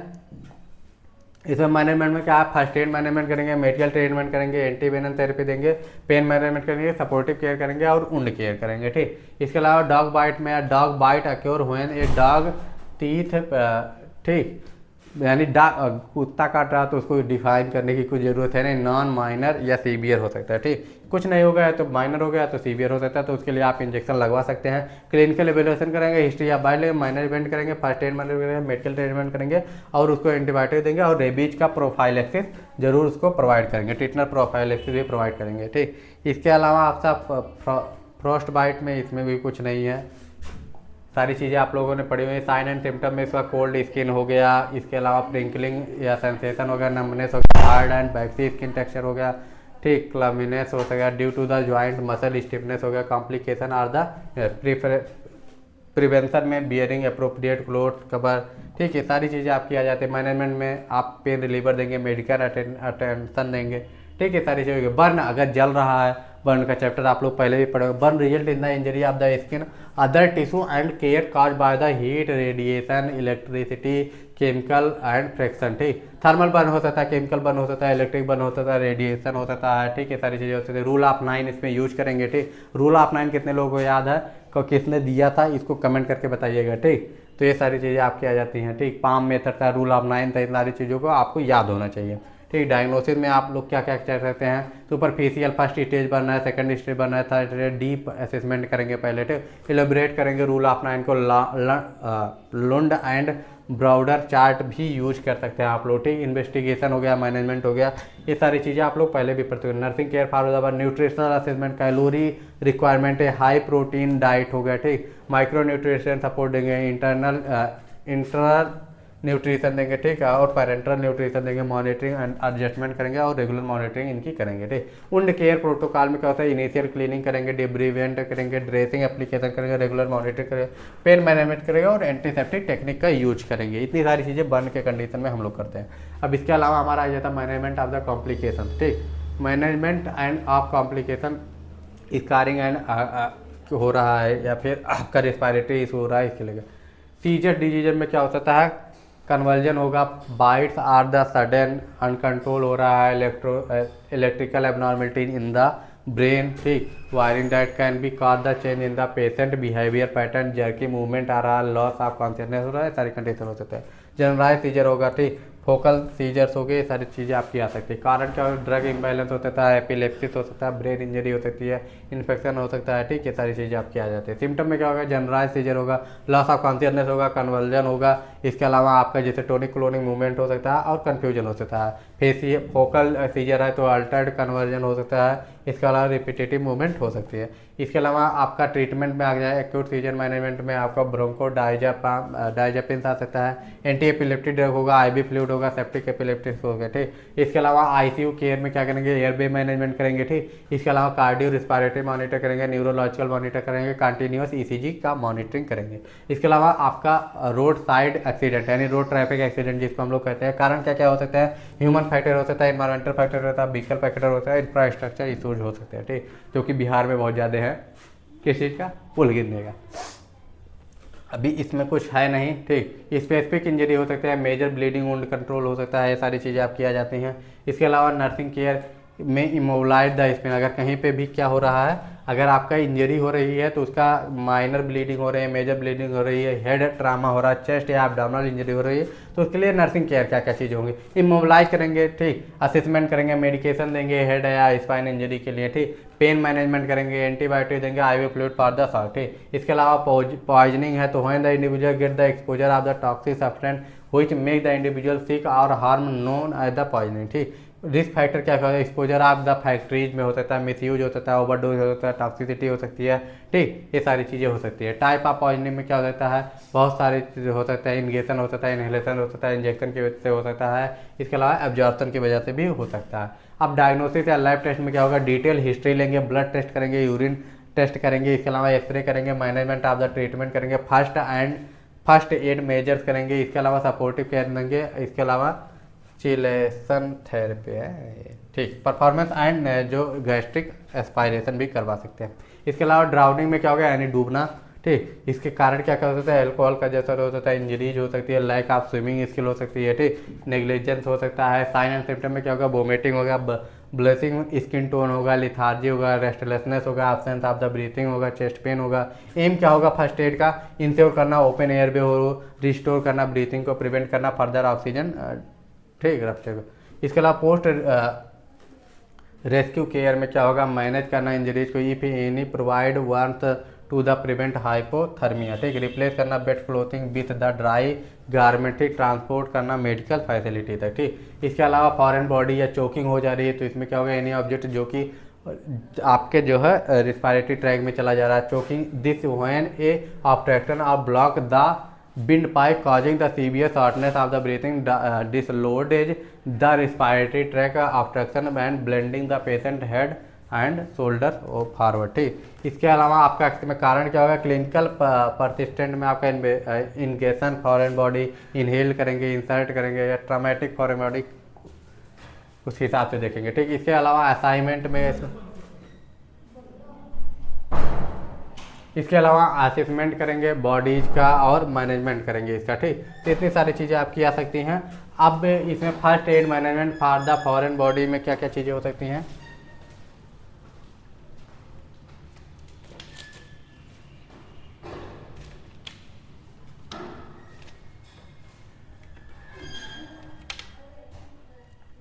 इसमें क्या क्या चीज़ें हो सकती है, stomach and intestine will expel these objects, do not give laxatives, if small objects are swallowed, reassure the patient was advised to the soft dietary, बनाना हो गया, अदर फ्रूट हो गया, सारी चीज़ें, शार्प ऑब्जेक्ट हो गया, सारी चीज़ें देने पे ये सही हो जाती है, बस खत्म, ठीक।